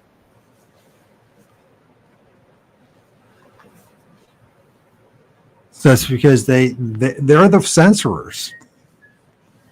They're the ones that are censoring everything, and they're servants, and they probably got you just like me on a list to keep us from ever being heard to too many people, because they can't let the cat be let out of the bag, right? That's how the phrase goes. So and so yeah, if the people were to really figure out how they've been really hoodwinked, they should be, just like Bush Senior said once, they should be chasing them, or was it Junior, or both of them, I think might have said it.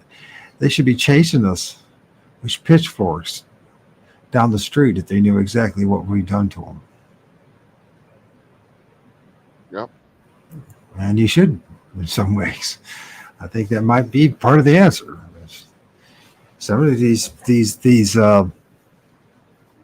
pastors and priests and all that do need to be run out of town and not allowed ever to open shop again, period. In fact, all of them, that's, what am I saying? Some of them, all of them. What am I talking about? All of them need to be run out of town. Read the riot and then they're sent out of town, and until they make their amends for exploiting people and taking advantage of them on the name of Jesus. Yep.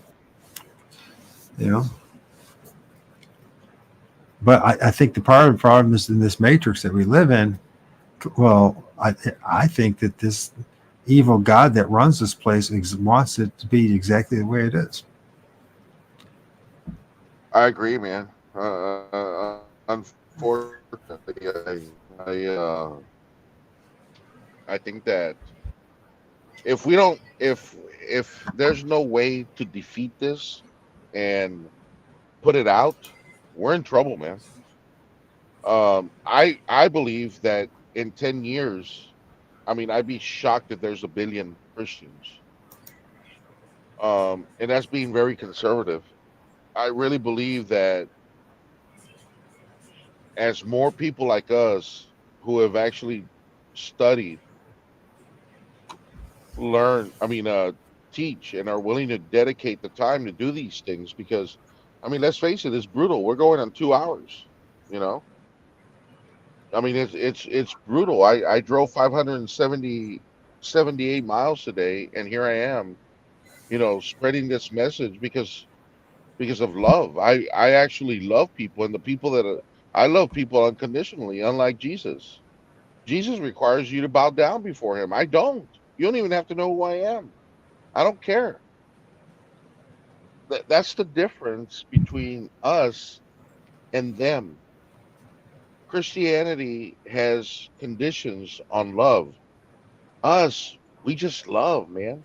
We love to interact with people. We love to teach people, whoever wants to listen to us. We have all these sites, where people can reach us. You know, it's crazy, man. I My second calling, I guess, is helping women that are going through, you know, separations and divorces and things of that nature. Because, my God, Mike, you'd be shocked at the whenever I'm on live and I talk about relationships and things like that. You'd be shocked how many women reach out to me. How many women are out there struggling in their marriages, and you know why they're there? Because of Jesus. Jesus doesn't heal relationships. What are you talking about? Let no man separate what God has joined. Okay, I mean that's just I'm telling you, man. Until Jesus shows up, then everything changes. You see, because he wants to Well, divide. yeah, I don't know. That's going to cause some jealousy when Jesus shows up and starts marrying everybody. I mean, you know what I mean? Like I don't. I mean, he wants them as virgins. I don't know how the hell you're going to do that with the, you know, the. But never mind. But I don't know. I don't know. You know. I'm trying to picture like Jesus having sex with all these virgins, and it's just what a spell that must be. What magic that must be. But do they all have an orgasm all at once in unison? And hallelujah! I don't know, man. Praise Jesus. I mean, I don't. You know. I can just see it. Them all saying it too. Praise Jesus. Finally. The holy sausage. That's right. Diesel, the holy sausage. I mean, well, think about it. All these Christian males, they all admit that the Holy Spirit comes inside them. Like literally, every one of them admits that, and I'm like, dude, I think you should keep that between you and yourself. You know, I don't want the Holy Spirit coming in me. You know, and I don't either. Yeah, but apparently they're more than willing. You know, to receive the Holy Spirit. And Jesus is really into these obelisk things. And you ever notice these things too? These arches people. You ever notice what they kind of look like? And if you ever notice, like right there, I mean, I'm just pointing it out with stuff obvious. The very tip of that and that thing spewing out like a whale spilling out water or something. What do you think's actually going on there? I don't even want to say it. And the thing is, I think Eddie was trying to just probably being silly or funny about it, but you know what? That's part of the whole gig too. Yeah, Jesus is gonna have sex with everything and everybody. Well, I mean, over their brother. Why else would he want virgins?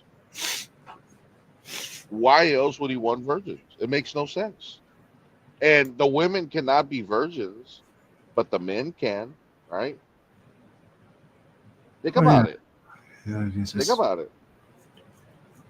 Well, you know, you got a new mare, you got to break her in. You know what I mean? You got to tame her. You know what I mean? So I don't know what Jesus is thinking. I don't know what he's going to do with these poor Christian men. But I think they have about 100% chance that they're going to meet Captain Holy Willie. You know, so. Yeah, they kind of look like NASA rockets, right? Or you know, all those rockets, and then yeah, they're all very phallic-y. And if you look at the obelisk, they have this obsession with obelisk, Osiris's penis. And Jesus had, I don't know if he's envious of it, or he wants to be it, or he is it. Maybe Jesus is that missing piece. You know, they say one of those characters was chopped up in 13 pieces, and maybe the 13th piece is that. You know, maybe it's says mighty phallics. You know, it's funny. I was playing this. I just played this video. And he, well, actually, I just posted it. It's called Dead Bird, something like that. And it's about these basically, I think we call them savages, living in Indonesia. This is filmed in 1963, just to let people know. So 63, that's like 50 years ago, there were still people around that were living the way these people were living, where there was just hunters and gatherer type society, right? And even them, the one thing that they cover the male's appendage is like this gourd, and it sticks up to the sky. I don't think, you know, it's this thing about, I mean, and just when you look at their behavior, all you just overlay Jesus on top, and there's nothing different. And now today, yeah, we live in this with modern technology and all that, so people aren't, living the way they were doing. But that wasn't just 50 years ago. There's people. I'm sure there still are people today somewhere living that way. Right now, those people in Indonesia right now are being slowly exterminated like everyone else, right? Because no one wants to be reminded who we actually really are. But you watch those people and how they behave, right? The men and the women, the villages, how they honored the dead, how they honored the spirits, how there was all the ritual warfare, and etc. It's amazing. And you watch that, and then you overlay Christianity, and you see, oh, this is just a ramped up version of it, right? It's just because of technology, because of things like the printing press. Did you drop off again? I don't think so. It just popped. So, but yeah, I mean, if you watch that and you go, wow, that's who we really are. We watched that video, those primitives. What do we call those things? Indigenous people. There's the people that still live a hunter-gatherer like lifestyle, and I'm like, wow, that's who we are. We just put some lipstick and makeup on the pig, but we're still that. We have modern conveniences, and we have this structure, this how it is organized now, right? This rationalist system. I think soon a lot of the mystery is going to be completely gone. And I think that's one of the sinister things about Christianity and these religions, these Abrahamic religions. I think it convinces people that the spirit realm doesn't exist. Or if it does, it's simply just you're going to see Jesus. You're going to see a light. Correct. You're going to see Jesus or Allah or Yahweh or whatever chosen demigod that they created for you. Meanwhile, you're going to miss out on a big part of what's around us, and there's a good chance you're going to get sucked up into that freaking reincarnation loop. Maybe there is some point to all that. The Eastern religions and most religions and most societies believe in some form of reincarnation, one way or the other. I always say, turn off the power and we'll see who fears none. Yeah, well, that's going to be an issue, isn't it? That's one of the ways that Christianity and the Roman Catholic Church and the Roman Empire has controlled us. We're dependent on this stuff. Most of us, Eddie, I don't think it could fend for ourselves if the power was turned off. In fact, I know they would. And then we see who we really are. It's kind of scary. Well, not only do we see who we really are, if that happens, we're gonna find out who Jesus really is, because he ain't fucking showing up. Just like he never showed up for anyone else, except for the worst of us, the Vatican, these Christian churches, pastors, these organized crime syndicate called religion. It shows up for them. And if you're really a scoundrel, it seems like he wants to save you because you have a special mission. You have a purpose here. Well, think about it, Mike. It's the Christian mafia. All these pastors, like John Hagee, has an entire police force, a department. Of course. He has a police department.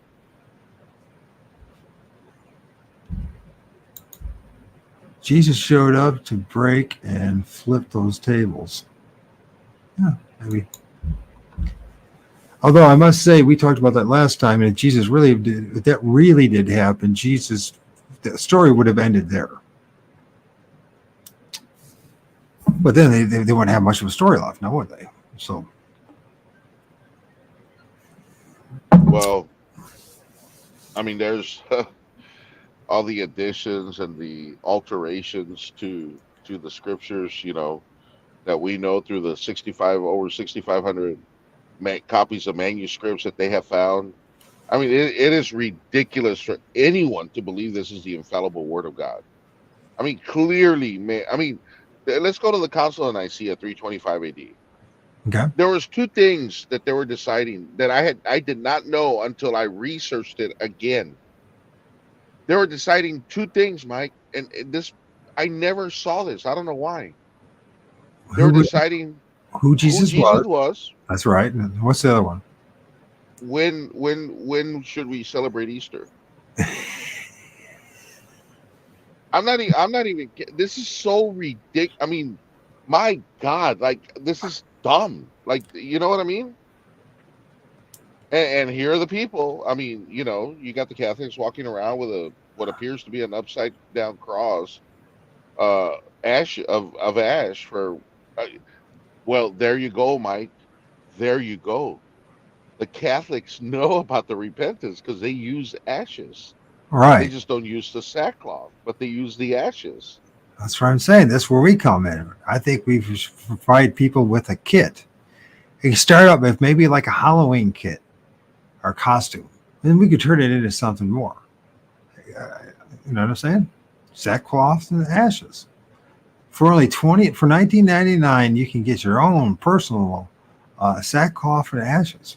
I think it's brilliant. No. We're not gonna do it for no. Pastor, dude, $19.99 is coffee at a mega church at the Starbucks. No. Oh, it's true. I'm still living in the 80s. I forgot. Yeah, no. This has to be like 3 payments of $99.99 or something like that, you know? And we have to come up with the pastor's version.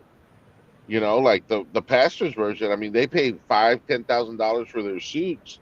I mean, we got to charge at least $7,000 for the pastor's version. I know, but just look what Diesel said, though, Eddie. He says, I worked at a family Christian bookstore during the Passion of Christ coming out.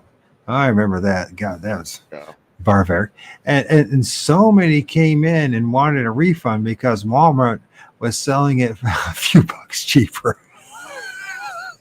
Yeah. Yeah, the hell with Jesus, right? I mean, but even that, the actor that played Jesus, yeah, that guy was struck by lightning, I believe multiple times. He had actual, I believe, dislocations of his shoulder. He actually got whipped one time accidentally. He had I believe, multiple heart attacks, and I'm thinking to myself, "Oh my gosh!" This all happened after making the movie. While he was making the movie. Oh, while he was making the movie. Well, that's not about right. Whenever you have a chance, research that movie. You're gonna be shocked at what this guy went through. And I'm thinking to myself, okay, God was really happy about this one, you know. It sounds like it. It sounds like it. The thunder god and everything else. I mean, the god of pain and suffering. You know, it's exactly what it says. Here's your reward, my young fine man. Thank you for serving me. Now let me punish you in the name. Yeah, right. It's so that statue in Brazil has been struck by lightning and destroyed. I don't know how many times. They spent millions redoing it. You know, touching it up. And I'm thinking to myself, if the righteous, I believe there's a righteous God. If the righteous God is causing this, right, then I'm correct. He has to be laughing at the Christians and saying, "You fools!" Like I mean, dude, I've already uncovered 6,500 copies of manuscripts. There's more issues in them than there are words in the New Testament. Like, how do you believe this stuff? You know, the children are suffering. Like, what else can I do to open your eyes? You know, I don't get it. I don't get it.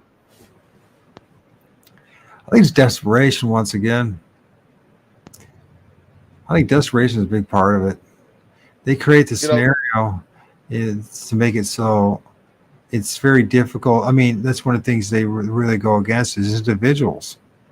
The system is always against the individual. They pretend to glorify it, but they don't want individuals. They want people to follow and fall in line with the matrix in the system. That's what they want, and everybody knows this, right? But the problem is that you know, most of us, you know, something happens in our life, you know, where we're set up. It's like the script that everyone's been given. And I think maybe, I don't know if it's true or not, but the that you and I are breaking that script. We are. And we're saying we break that script or that contract that we made on the other side to have all this crap. That's our way out. This is Yeah. our way out because it takes. Just think about it, Mike. I mean, I know your story. You know mine. You know, it takes an immense amount of willpower. You know, the things that I've endured.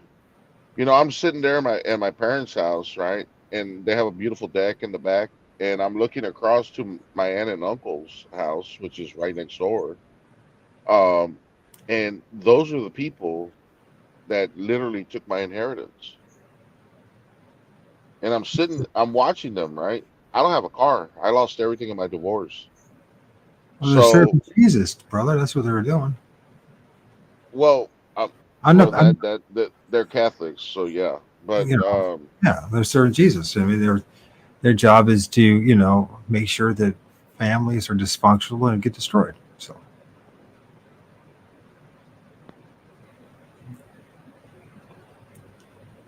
I mean, but I'm sitting there, yes, you're and, sitting there. and I wonder if what's written, you know, your inheritance is not of this world. I wonder if that's actually true.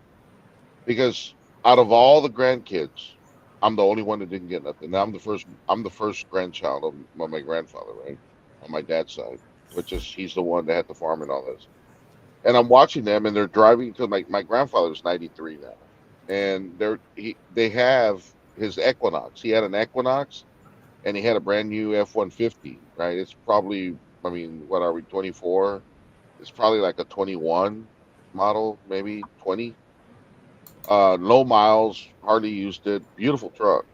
Well, my uncle, his oldest, has that one, and he has a brand new GMC Sierra and a brand new Buick something for his wife, my aunt. And I'm thinking to myself, so my grandpa, for some reason, took my inheritance away, gave it to my dad's neighbor's son, right? My cousin. They couldn't even give me the Equinox. I mean, okay, they the truck, I get it, right? It's more valuable, whatever. But they couldn't even give me the Equinox. You know what I mean? Like I don't have anything. These people have cars. They have vehicles. I don't have anything. And I'm like, how could they do me like this? And the only explanation that I can come up with is just this Jesus, man. You know, there's. I mean, how else do you explain it? I'm the only one that's suffering in the family. Not that I suffer, right? But you know what I mean. Like without a vehicle, or it'd be great if I could have a vehicle, you know. Yeah. And these people have vehicles, you know, and they got an additional vehicle from my grandfather. So you say it's Jesus. I mean, what is it? I mean, what do you think in particular? Was it because that you left, like you kind of broke away from Catholicism, or that? I mean, what do you think they're? Why were they punishing? I believe You don't have to say if you don't want to, but just. Well, no. This is what I believe. What I believe is when I have so many Christians, air fingers quote, praying for me, so we know that they're praying against me. This thing, the more souls it captures, the more authority it gets. So I'm being punished for simply bringing out a message about the children.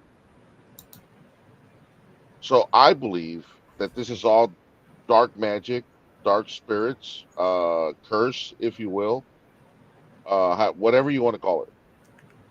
I believe that all these things are because it's ridiculous. Out of the entire family, my aunts, I mean my uncles, right, and the one aunt that's a daughter of my grandfather, everybody got 10 acres. Everybody did because he had over 100 acres that he owned. I'm the only one in the entire family that didn't get anything. How do you explain that? You can't. I don't know, man. But I know it's just seems about par for course that anybody that stands up against this system and whatever these entities are that are running this place, we get punished. We get, Correct. yeah. But the thing is, we'll have to remember though, is that we got punished when we weren't standing up against it as well. So you're kind of in a double-edged sword. So it's like, okay, since you know you're going to get screwed anyways, and the closer you get to the truth, the more you're going to get screwed over by the system. You make a decision. Do you hide like some badger in its hole, or do you say, you know what, I'm gonna stand up against this stuff regardless of what the consequences are. Well, At least I can live with myself. If no one else. When I was going to the university, they brought Emiliano Zapata as a great revolutionist from Mexico. They brought his grandson over because this was in the 1800s, and I met him, and he spoke to whoever was there. Right, it was an auditorium, and I actually went to go see him. Met the man. He was a grandson of Emiliano Zapata, kind of like a Pancho Villa figure. And one thing that his father, I mean, he was killed in the most cowardly way. They shot him in the back. But one of his sayings, he has a lot of sayings. One of his sayings was, "I'd rather die standing on my 2 feet than live the rest of my life on my knees." And I've adopted that. I adopted that some time ago, and I'm at perfect peace with everything that's happening to me because what I'm doing for the greater good of the children and the people. Right? Not only the truck driving part, but also coming out and telling people the truth. There is no Jesus coming. There is no Jesus to come. None of this has anything to do with us. These corrupted books that they have in this Bible, none of them, if they're true, they have nothing to do with us at all. None of it. And if I have to sacrifice myself, I go back to John 15:13. No greater love does a man have than to layeth his life down for a friend. If that's what I have to do in order to get, attention to this clear and present danger, as Deborah Grace would say, or has said, then that's what I'm at peace. I'm at complete peace no matter what happens to me. I've already lived my life, and I'm not afraid of this Jesus, like all these Christians, like, oh, one day you're gonna kneel before him. Shit, he's gonna have a hard time getting me to kneel. I kneel before no man, especially one that allows the children to get hurt. Like, that's ridiculous. I will not do that. And I'm thinking, I hope that when the day comes that I'm gone, that I leave, I hope I remember not to follow that damn light. I'm going the other way because that light is fraudulent. There's no way, man. There's just no way that's the righteous way. There's no way. This light is darkness. It's deception.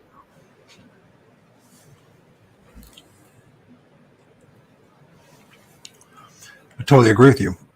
I think it's just like one thing I've been saying too. It's like, the light on the other side is part of the deception. You hear so many times people say they saw a light, a brilliant light, and they were overwhelmed. It's not just a light, Eddie. Then it's this overwhelming of acceptance and love that they never felt ever in their lives. Correct. Think about what they're saying there. And it's numerous times people say this. Yeah. So here we never, we're going to experience over there, but we can't have it down here. They were in a position to make sure that we had some of that experience. Why can't we down here, in order to make a more honest decision, why can't we have that overwhelming feeling of acceptance and love? And then also then you have the experience of overwhelming dread and fear and darkness. But we don't get that, do we? We just get a very shallowed, empty version of this acceptance and love. And that's the best, that's the best you're going to get. And then good luck. So, and I think it's set up to trick us. Come back. Yeah. I agree.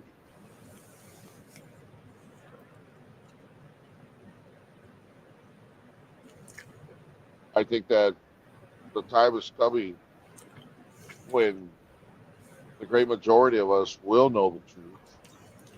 And like right now, I wish today was April 7th, man. Maybe we should do one of these on April the 8th. After the eclipse, April the 8th at night, to prove to the people that nothing happened. I mean, the Christians are going crazy right now. I mean, they're bringing up Revelation, Isaiah, Daniel, anything they can conjure up, Joel, and it's all deception. It's not real. It's not going to happen. None of it's going to happen. So that's on a Sunday too. Hey, that would be an awesome show. Maybe we should still do it we should do like a countdown and like bring up try to find as many people that are predicting the end of the world and bring them up and do clips on them and say, and when it doesn't happen, I have the record. Well, see, the problem with Christianity is if it doesn't happen, whoever said it, right? Like, let's say I was a Christian. I told the world, hey, the world's going to end on April 8th. Then all I have to do when it doesn't happen is say, God spoke to me last night, right? Like on April the 9th, I would come out and say, God spoke to me last night and said, it's not the time. It's not our time yet. So hold fast. I'll come shortly. Only a little bit longer. And see, they use the Bible to deceive people. They use the scriptures to deceive people because people don't know what the book actually says. I know for a fact, if I see some Caesar Borgia looking dude in the sky, I'm going to laugh and flip him off. That's not the real one. That cannot be the real one. It's impossible.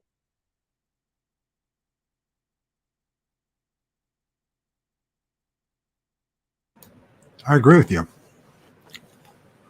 All this stuff that's going on, it's all just deception for those fake believers. Because think about it, they're all just they can't wait for the rapture, right? And they don't even know when the rapture is. Mid trib, post trib, pre trib. I mean, nobody knows anything. Nobody knows nothing. The Antichrist has been every president for the past 5, 6 presidents. I mean, it's ridiculous, right? This is so ridiculous. How do people follow this stuff?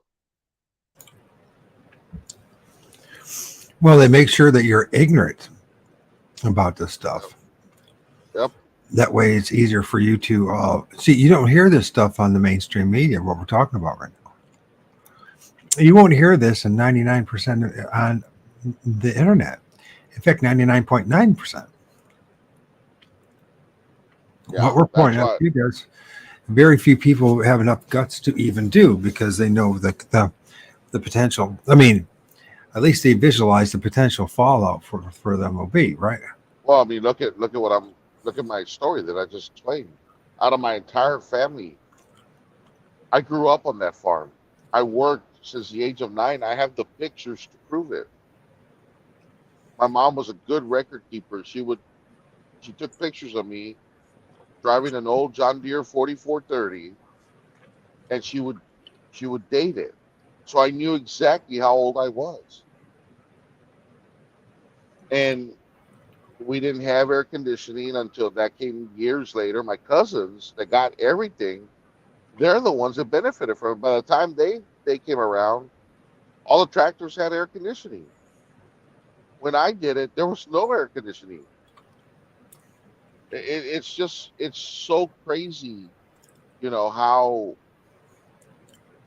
I was just, I don't know, bastard side diced, or whatever that word is. I mean, it was, I don't know. And you know what? The worst part about it is nobody told me. I found out. Nobody told me I was disinherited. I found out. Like nobody called me or nothing. And I don't think it's them. I believe that it's the fact that these Christians are very upset with me. I'm exposing the deception, just like many of us are, and they don't like it, and they're coming. I mean, they're coming at why how Jeff is not being attacked. I mean, look at Jester. That dude's gone. That dude is gone. I What do mean, you mean, he is. mentally or gone? Well, I believe he's gone mentally. Yeah, Yeah. he's always drinking and all that stuff. And I don't know how Jeff is. Maybe because Jeff's kind of not on the right track. I guess I don't know. Well, clearly he's not on the right track when it comes to spiritual realm, but this is the way this system is set up, though. I mean, unless you have your own personal experiences, or I'm not talking about believing. We're talking about personal experiences. Believing still gives you a window out, but once you know something, it's kind of hard to. Well, I mean, you can if you want to. People live with themselves all the time, but if you're a person like me, you can't live with yourself, right? You have to be honest about it. So, and it stings hearing what he has to say about the spirit realm, because I know he doesn't know what he's talking about, but he does know about the Bible. I think, but he is, he's. How do I say this? He is serving the matrix, and then what he's doing is that he's he's got this ability to rile people up, to get people really focused on things. He talks fast. He really knows the scriptures, and he knows he doesn't have a problem arguing with people and booting them. So it's been entertaining, but he's taking it now to like there's no God at all. You know what I mean? Or there's no spirit realm. There's none of this stuff. And I'm like, you didn't do any much research on that. That's for sure. You just Yeah. What happens to a lot of people is once they realize they've been burnt so bad with Christianity, they just screw it. You know what I mean? There can't be any spirit realm, and because it's your reference point is from the Bible. Until you have other things, and you're like, oh yeah, there is something out there that would qualify as something being spiritual, or at least something interdimensional, something that fades in and out of our existence, and at times can cause us all sorts of things to think and to feel and to experience, whether it's extreme dread or extreme love down here, right? A version of it. Nothing is quite like on the other side, but still, mind you, I mean, acceptance of any form is a tantalizing thing in this world, right? It's an extremely tantalizing thing. A lot of times that blinds us right there. Just the fact that somebody accepts me as a human being that's willing to listen to anything I have to say. I've gone years and years and years not having these kind of conversations. Like actually the only conversations I have with anybody about this people is actually Eddie. It turns out to be. I don't know about you, Eddie. You might have a few other people. But as for me, is to have this type of conversation, you're the only one. That's it.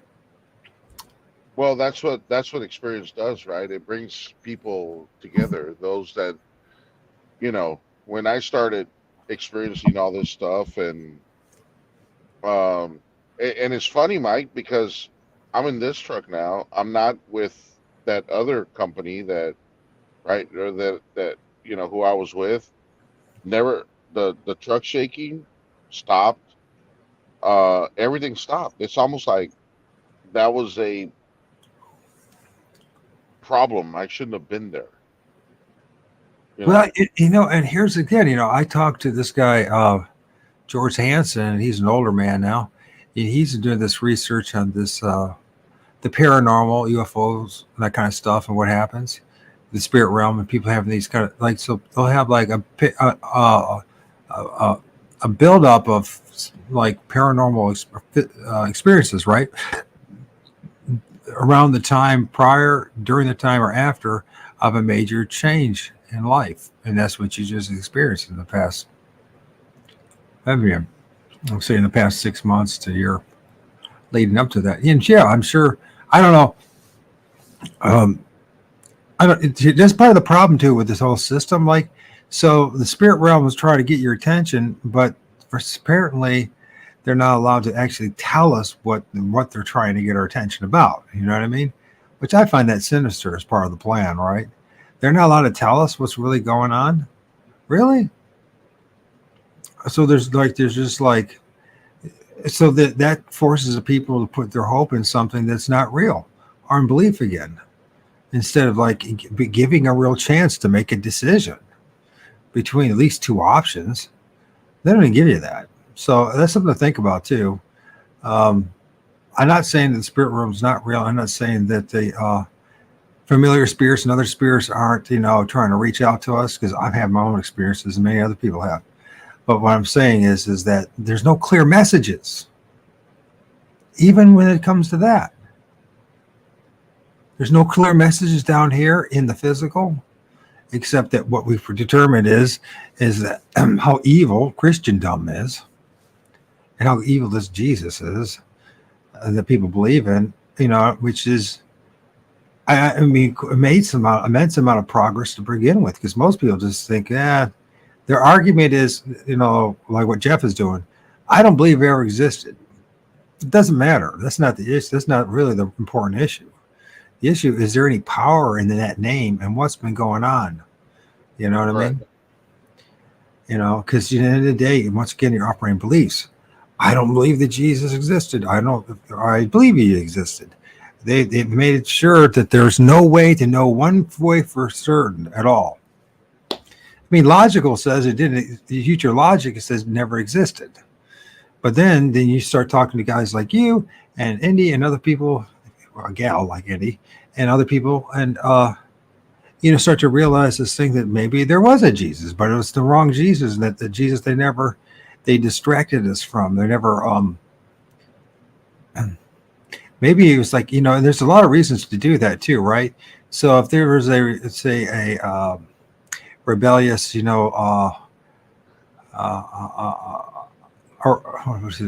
Jesus, wherever he was, I guess it would be a rebel against them, whoever, maybe the Roman Empire or the Jews,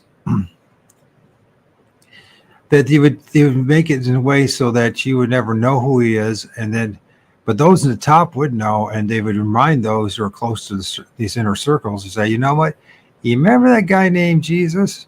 You remember how we erased everything about his history and put all the blame on him for everything? Because this is one of the things this system does as well. Scapegoating. There's one Jesus. There's one God. There's one Satan. There's, you know what I mean? There's always that one thing is scapegoating, instead of like looking at collectively the hordes of things that are maybe and seem to be parasitically feeding upon us. So you focus on the one thing that's not even probably real. You reward people just enough once in a while to make them believe that by believing in that scapegoat entity that they're being blessed, when really all they're doing is just being set up. Like a game of chess in which the right pieces are put in place, right? For the next move, in order for you to be checkmated. Well, that kind of makes sense. Really? Thanks. I think it does too. But I mean, to haven't had enough people that actually be less, bless, be less. That's right. That's another dick to be minus less is bless, right?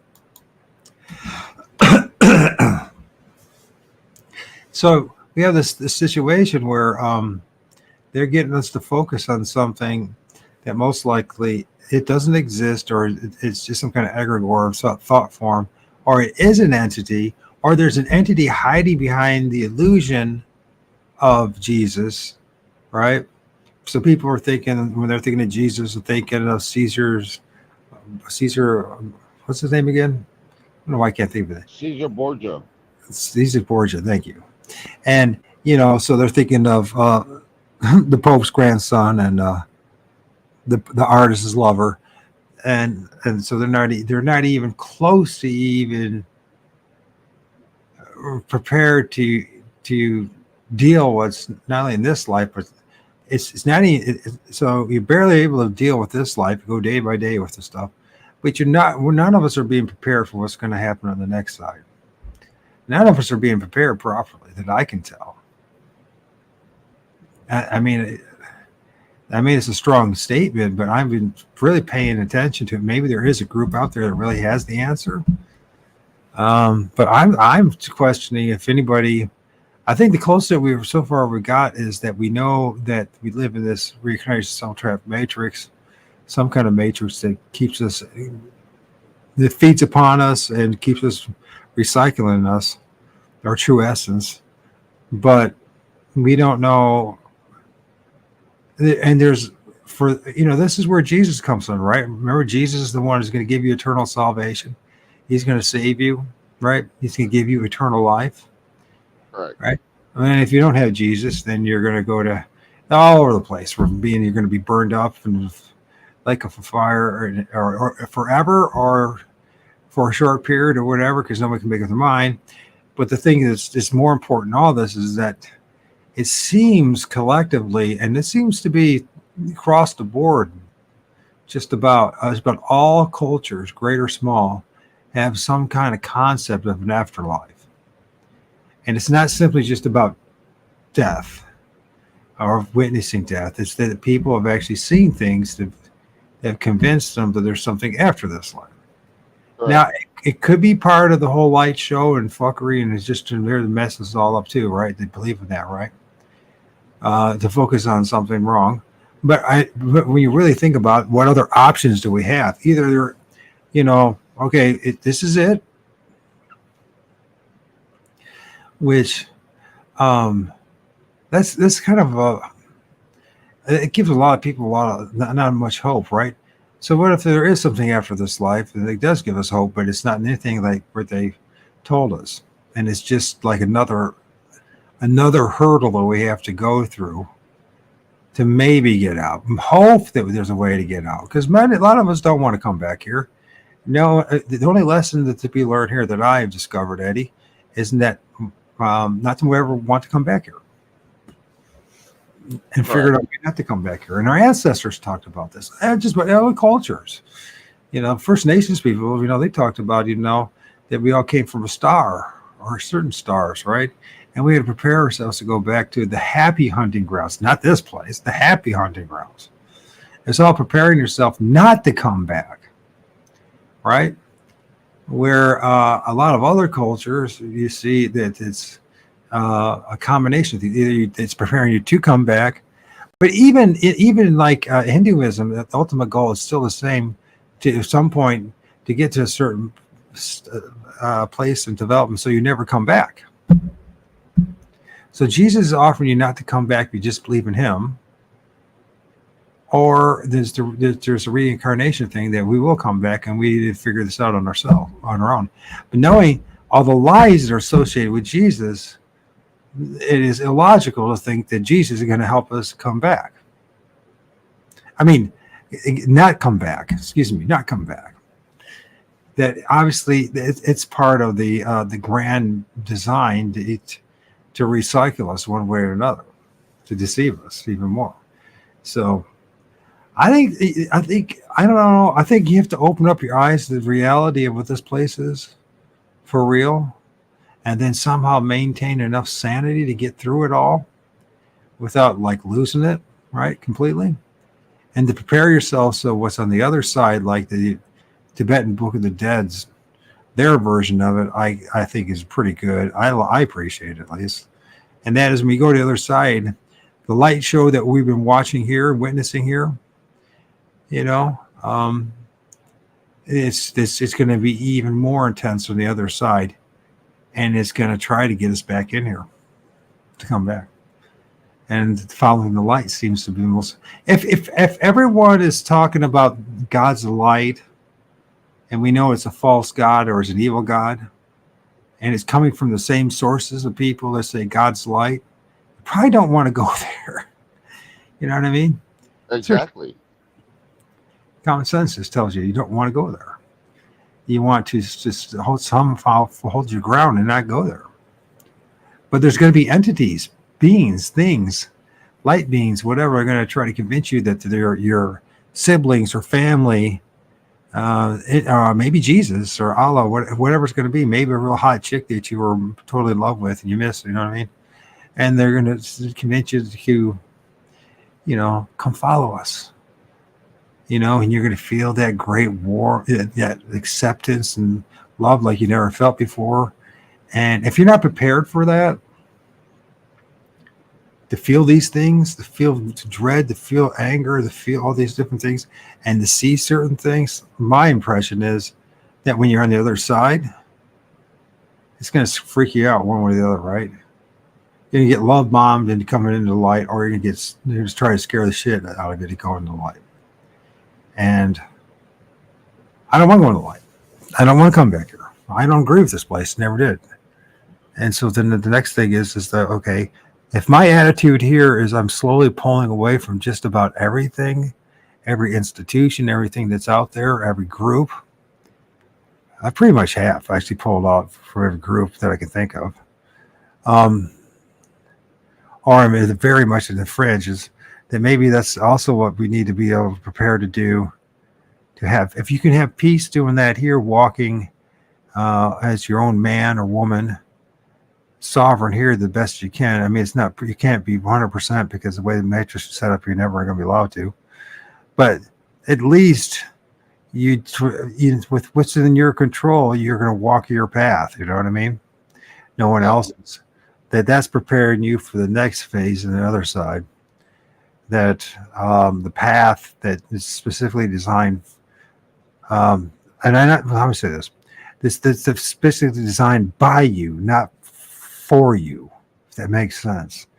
We needed to be able to be our own trailblazers and not follow any other person's path, our group's path, or what other people or other entities say is the right path.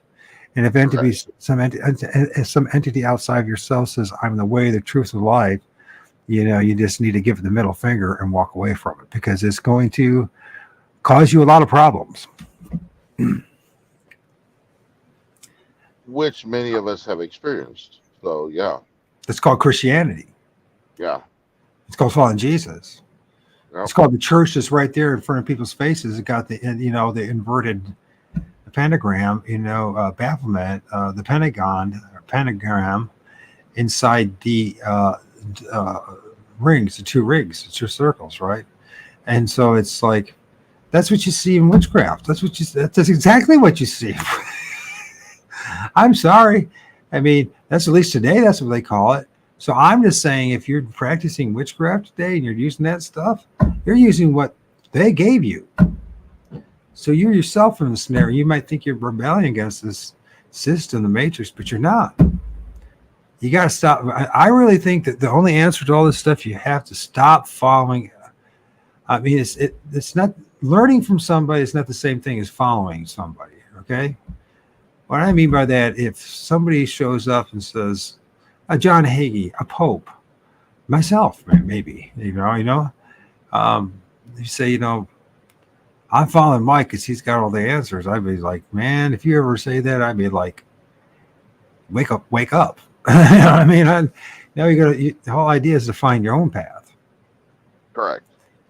Do your own thing, even if there's no rewards. Even there's thousands of examples on the internet now of not following your own way, and you will be rewarded greatly for it. And you can have millions of subs and actually make money by being a useful dupe and the machine and the matrix. But if you go follow the true path that is yours, you can end up like me, in which, you know, hardly anybody wants to hear what you have to say, even though you're showing stuff that's clear as day what's going on. And you know, if anybody just try to listen to me, I'm sure there's a couple of things you'd learn from me. But in the end, ultimately, is to help each other to have enough confidence to be our own individual as much as possible. Now, this system is going to tell you that's selfish, but it's not. It's not. It's just far from it. It's not. You know, they're going to try to tell you that, you know, in order to not be selfish, you need to literally give up. You need to give in to the group. You know, it's the hive mind. You have to be part of the collective. We all need to be one. I'm going to tell you, I'd rather see somebody on the other side that follow their own path. And the only reason we're one is that we're following our own path, not each other's path or someone else's. That will be an entity or being that I'll respect. You know what I mean? Or an entity that I would like to learn something from. What's up, Chris?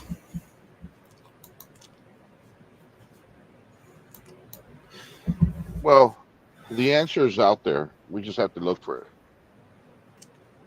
I think so. I mean, we don't have any other options but to look for it, which could be the way we're designed too. That might be part of this sinister plan too that we have to deal with.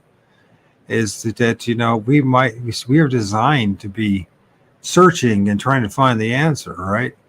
And then the system is designed a million ways to stop you from keep on searching for the answer, and obfuscating our own personal sovereignty and actually find the absolute truth for you. I would be very shocked that all of us come from the same place.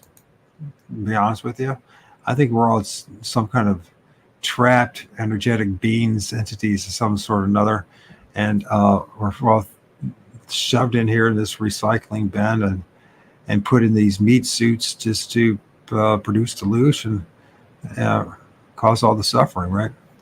I am not knocking anyone that can quote the Bible verses. Just shows you learned it well, but I doubt God would care you could do that, you know, knowing it's been altered and such. Yeah, I don't think, no, if there is the true creator, if there is a creator, the last thing it wants you to do is follow that book. I guarantee you. The best thing that anybody can do is to throw that thing out and do what I did, burn it. Don't even, minimize, and if you get to the point you never open up again in your life, you're going to be better off. You really are. You have more answers inside yourself than anything in that book. There's more love in you than you'll ever have that you have that Yahweh or Jehovah or even Jesus ever showed. All of you have demonstrated in your life compassion, empathy, and love. And also the opposite side. The God's never showed any of that. You believe it has, but you know, it hasn't shown you that.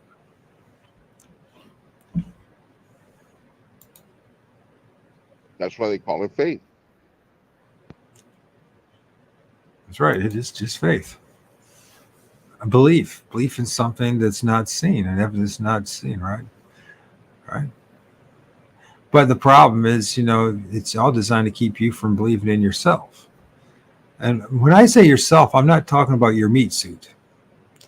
I'm not talking about the avatar that you're in, that corrupt meat suit that you've been given. That's not what I'm telling you to believe in. What I'm trying to say is that we need to learn to believe in our true selves. You know who you really are. Deep down inside. Is that who you really are is what torments you day and night. It says, man, I wish I'd be doing that. I wish I'd be doing that. I wish I'd be doing that. You know what I mean? And we always fight our true essence. The system is designed to keep you from finding who you really are. It wants you to do anything but who you are. So it's going to encourage you to have 2 or 3 jobs, to have a bunch of kids, to get a mortgage, to do all these things, to believe in all these different belief systems and religions, to believe in politics, to believe in anything else but yourself. That's what's clear to me. I mean, Eddie, tell me if I'm wrong, but this seems very self-evident to me. That's what we're dealing with. We are in a system and a matrix that's specifically designed to keep us from believing in ourselves, Correct. knowing ourselves, let alone believing it. That's the more important thing, knowing ourselves. You know, I should have rephrased it all this time. Knowing yourself. It's keeping us from knowing ourselves, not believing in ourselves. Knowing in ourselves. I've been saying that wrong for about the past 5 minutes. It's knowing in ourselves. We don't want to keep on operating in belief systems. We need to get to the point where we know who we are. That's what all the different occults, you know, those secret societies, the mystery schools, all one of the number one mantras is to know thyself. It doesn't say believe in thyself. It says know in thyself. Sorry. I'm starting to raise my voice like a pastor, you know, that's like trying to convince himself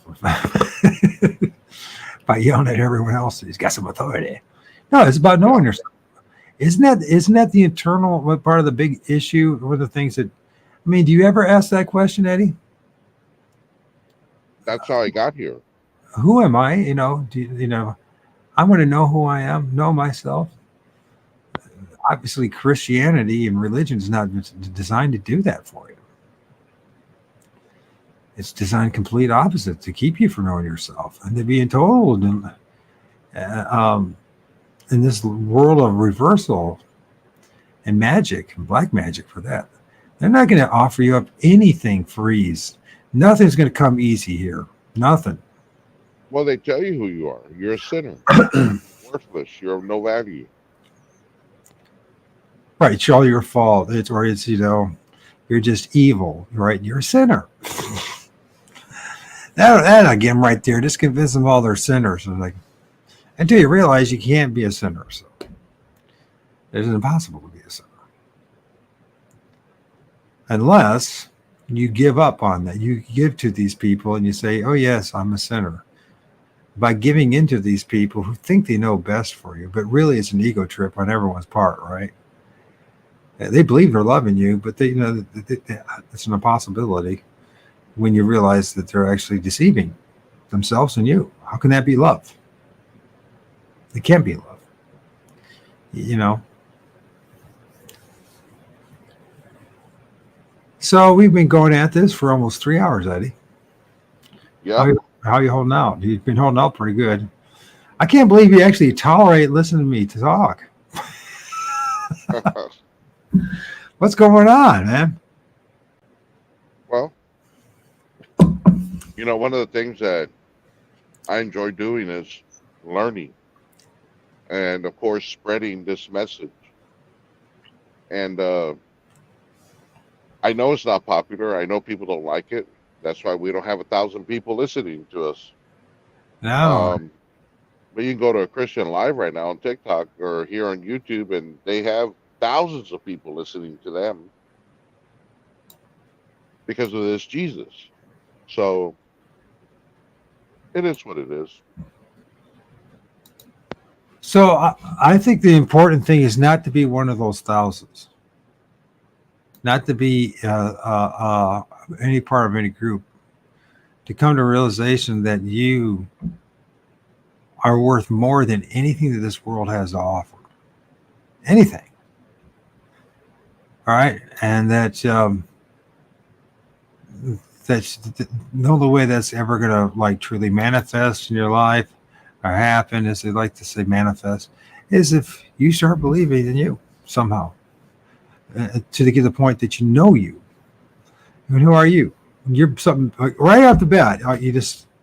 You come to realize something. You deserve something better than this place, or what's on the other side too. What they're waiting for you, know, because those things are waiting on the other side. You know what? At any given time, they could have, helped with some of the confusion. Instead, they did nothing. So they had all the time and all the opportunities to help down here, but they didn't. There is no reason, and this includes Jesus. There's no reason to trust anything that you think that looks like Jesus on the other side. If they didn't come down here, and the only thing he did for you is to give you a big mouth so you could be, you could convert people, or you could preach the gospel. The thing about what that's saying, that's what the state is saying, is that, I'm going to make you do all my dirty work. You know what I mean? You're all going to just shoot in the dark and guess and fight and argue about what's true or not. And you're all going to believe that you're better than everyone else because you can't afford to live. You can't handle living uncertainty of your existence, which is extremely important to go to the next phase and everything. You have to come to terms and accept and embrace uncertainty, to live in the darkness, to live in the abyss for a while, so that you can start to see clearly again, to get new eyes. Once you start seeing what's really going on, you realize, man, we've all been set up, terribly been set up, been manipulated and exploited, not only by other people, but something that's around us, these entities. They had any given chance, they could have changed things. They didn't. They don't want to. Or they can't, which means they should, when you see these things on the other side, I wouldn't be too eager about embracing them. They show up as mommy or daddy or, Jesus, you better, think twice about that. So, anyways, Eddie, you got anything else to share? Let's talk about, Eddie's got a couple TikTok channels, and he's also got a Discord channel. You want to talk about that, Eddie? Yeah, Or did I put you to sleep? No, I do have a Discord, and I do have TikTok, Twitch, and Instagram, Twitter, everything. And I'm gonna start on Twitter and Instagram. See how that now that Twitter is X. I'm gonna start doing more on there. See if I can grab more people. Tell them the truth, and the message, for me, the message is very clear. Christianity is evil. This Bible is corrupted. It's not real. Christianity never existed. This is all made up. And I'm convinced it started in the 17th century. I don't believe that just based on the Council of Nicaea, nobody knew who Jesus was. It's like us not knowing who George Washington was. So And you're saying this even into the 17th century, people still couldn't figure out who Jesus was? Is that what you're saying? no, what happened, what I have found through research is all these different sects of Christianity started forming after the King James Bible came out. So if you look at the first Methodist Church, the first Baptist Church, etc., you'll find out that it was a preacher from England that moved over to the United States and formed the Methodist Church, Mm-hmm. the Baptist Church. Okay. So there is no direct link to Jesus.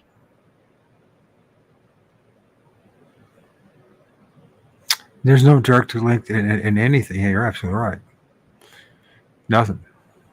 Nothing that we call Christianity today that has any kind of direct link Correct. to Jesus outside of a name.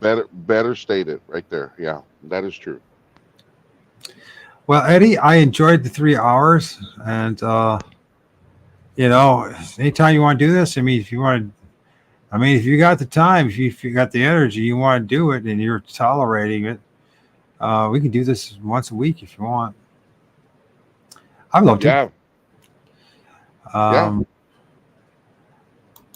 don't know when is there a better night for you or evening on a week? Is there like a weekend night or something like that? Is there some evening that's more? Or mind you, if you're still doing the same thing, you're still doing long haul. Yeah. It just kind of snapped with me right now. It just clicked. So you're back. I thought you had like a more steady route. No. No. Okay. All right. So So doing. So, I mean, it's up to you. I mean, we could try to, I mean, I don't want to cause problems for you, but I mean, if you want to try it, like, I don't know, we see Well, I think every I Saturday deliver. Yeah. Well, yeah, that actually could work. Every Saturday. at this time. Yeah, that actually could work. But what I'll do is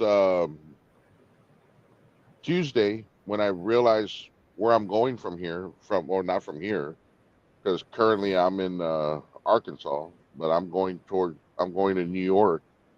Um, I'll know exactly where I'm going to end up, and I can do a better plan then. Because if I'm Okay. going back to Texas, Saturday may not work. If I'm going somewhere else, Saturday is going to be perfect. All right. Well, I hope so, man. So I think it's important. And we'll keep on just bringing up stuff and being a broken record and just talking about this stuff and getting people thinking. Maybe if we all start thinking, in our own way, we might actually offer some greater insights. I mean, look what Diesel shared with us. Who would have known that Jesus spelled backwards is sausage? Yeah. I Well, can't remember. and my targeted audience, I'm not after the Christian because they're lost. I know that. I'm after the person that's trying to get away from it and doesn't know how. Right. Right. That's the one that I want to let know. Hey, we exist. Deconstruction. We exist. There's many of us out here, and we can help you. And it's better to live with some peace. Believe it or not, if Yeah. once you come to terms with this stuff, you actually have much more peace in your life. You know what I mean? I'm not saying you're not going to have struggles, but there's a lot more peace. And the inner man has a lot more peace knowing that at least you know the truth about this circumstance and you're going to go the opposite direction and you start following your own way. I think one of if there is a lesson to be learned, once again, the lesson is not to return here for whatever cost. You know what I mean? Don't come back here. It's pointless. You know what I mean? You don't know if there is reincarnation. What if you come back if you're one of those, one of those children that we've been talking about where Jesus hasn't been there to help or save or rescue or protect. The billions of them that have suffered from all sorts of horrendous diseases and assaults and atrocities, and he did nothing for them, period. So with that, Eddie, I'm going to play some music on the way out. Thank you man. for joining me again. Another 3 hours with Eddie. And thank you for having me. Yeah, it was excellent, man. I love having these conversations. It's been a while. I'm a little rusty at it. I'm just trying to get things to come back to me, believe it or not. So with that, what music should I listen to, or should we listen to? This might drive a few of you away, but let's do.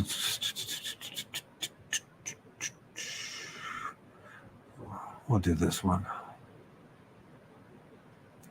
Am I got the right one?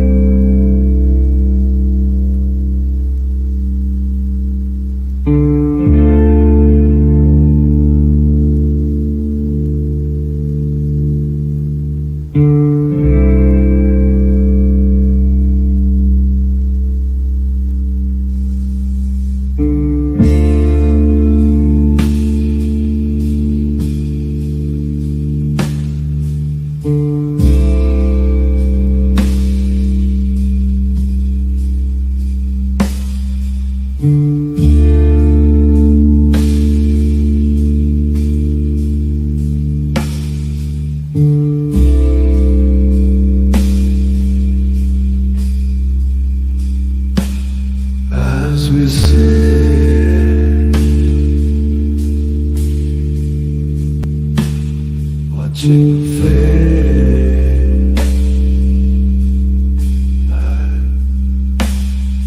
A glimmer of hope ignite.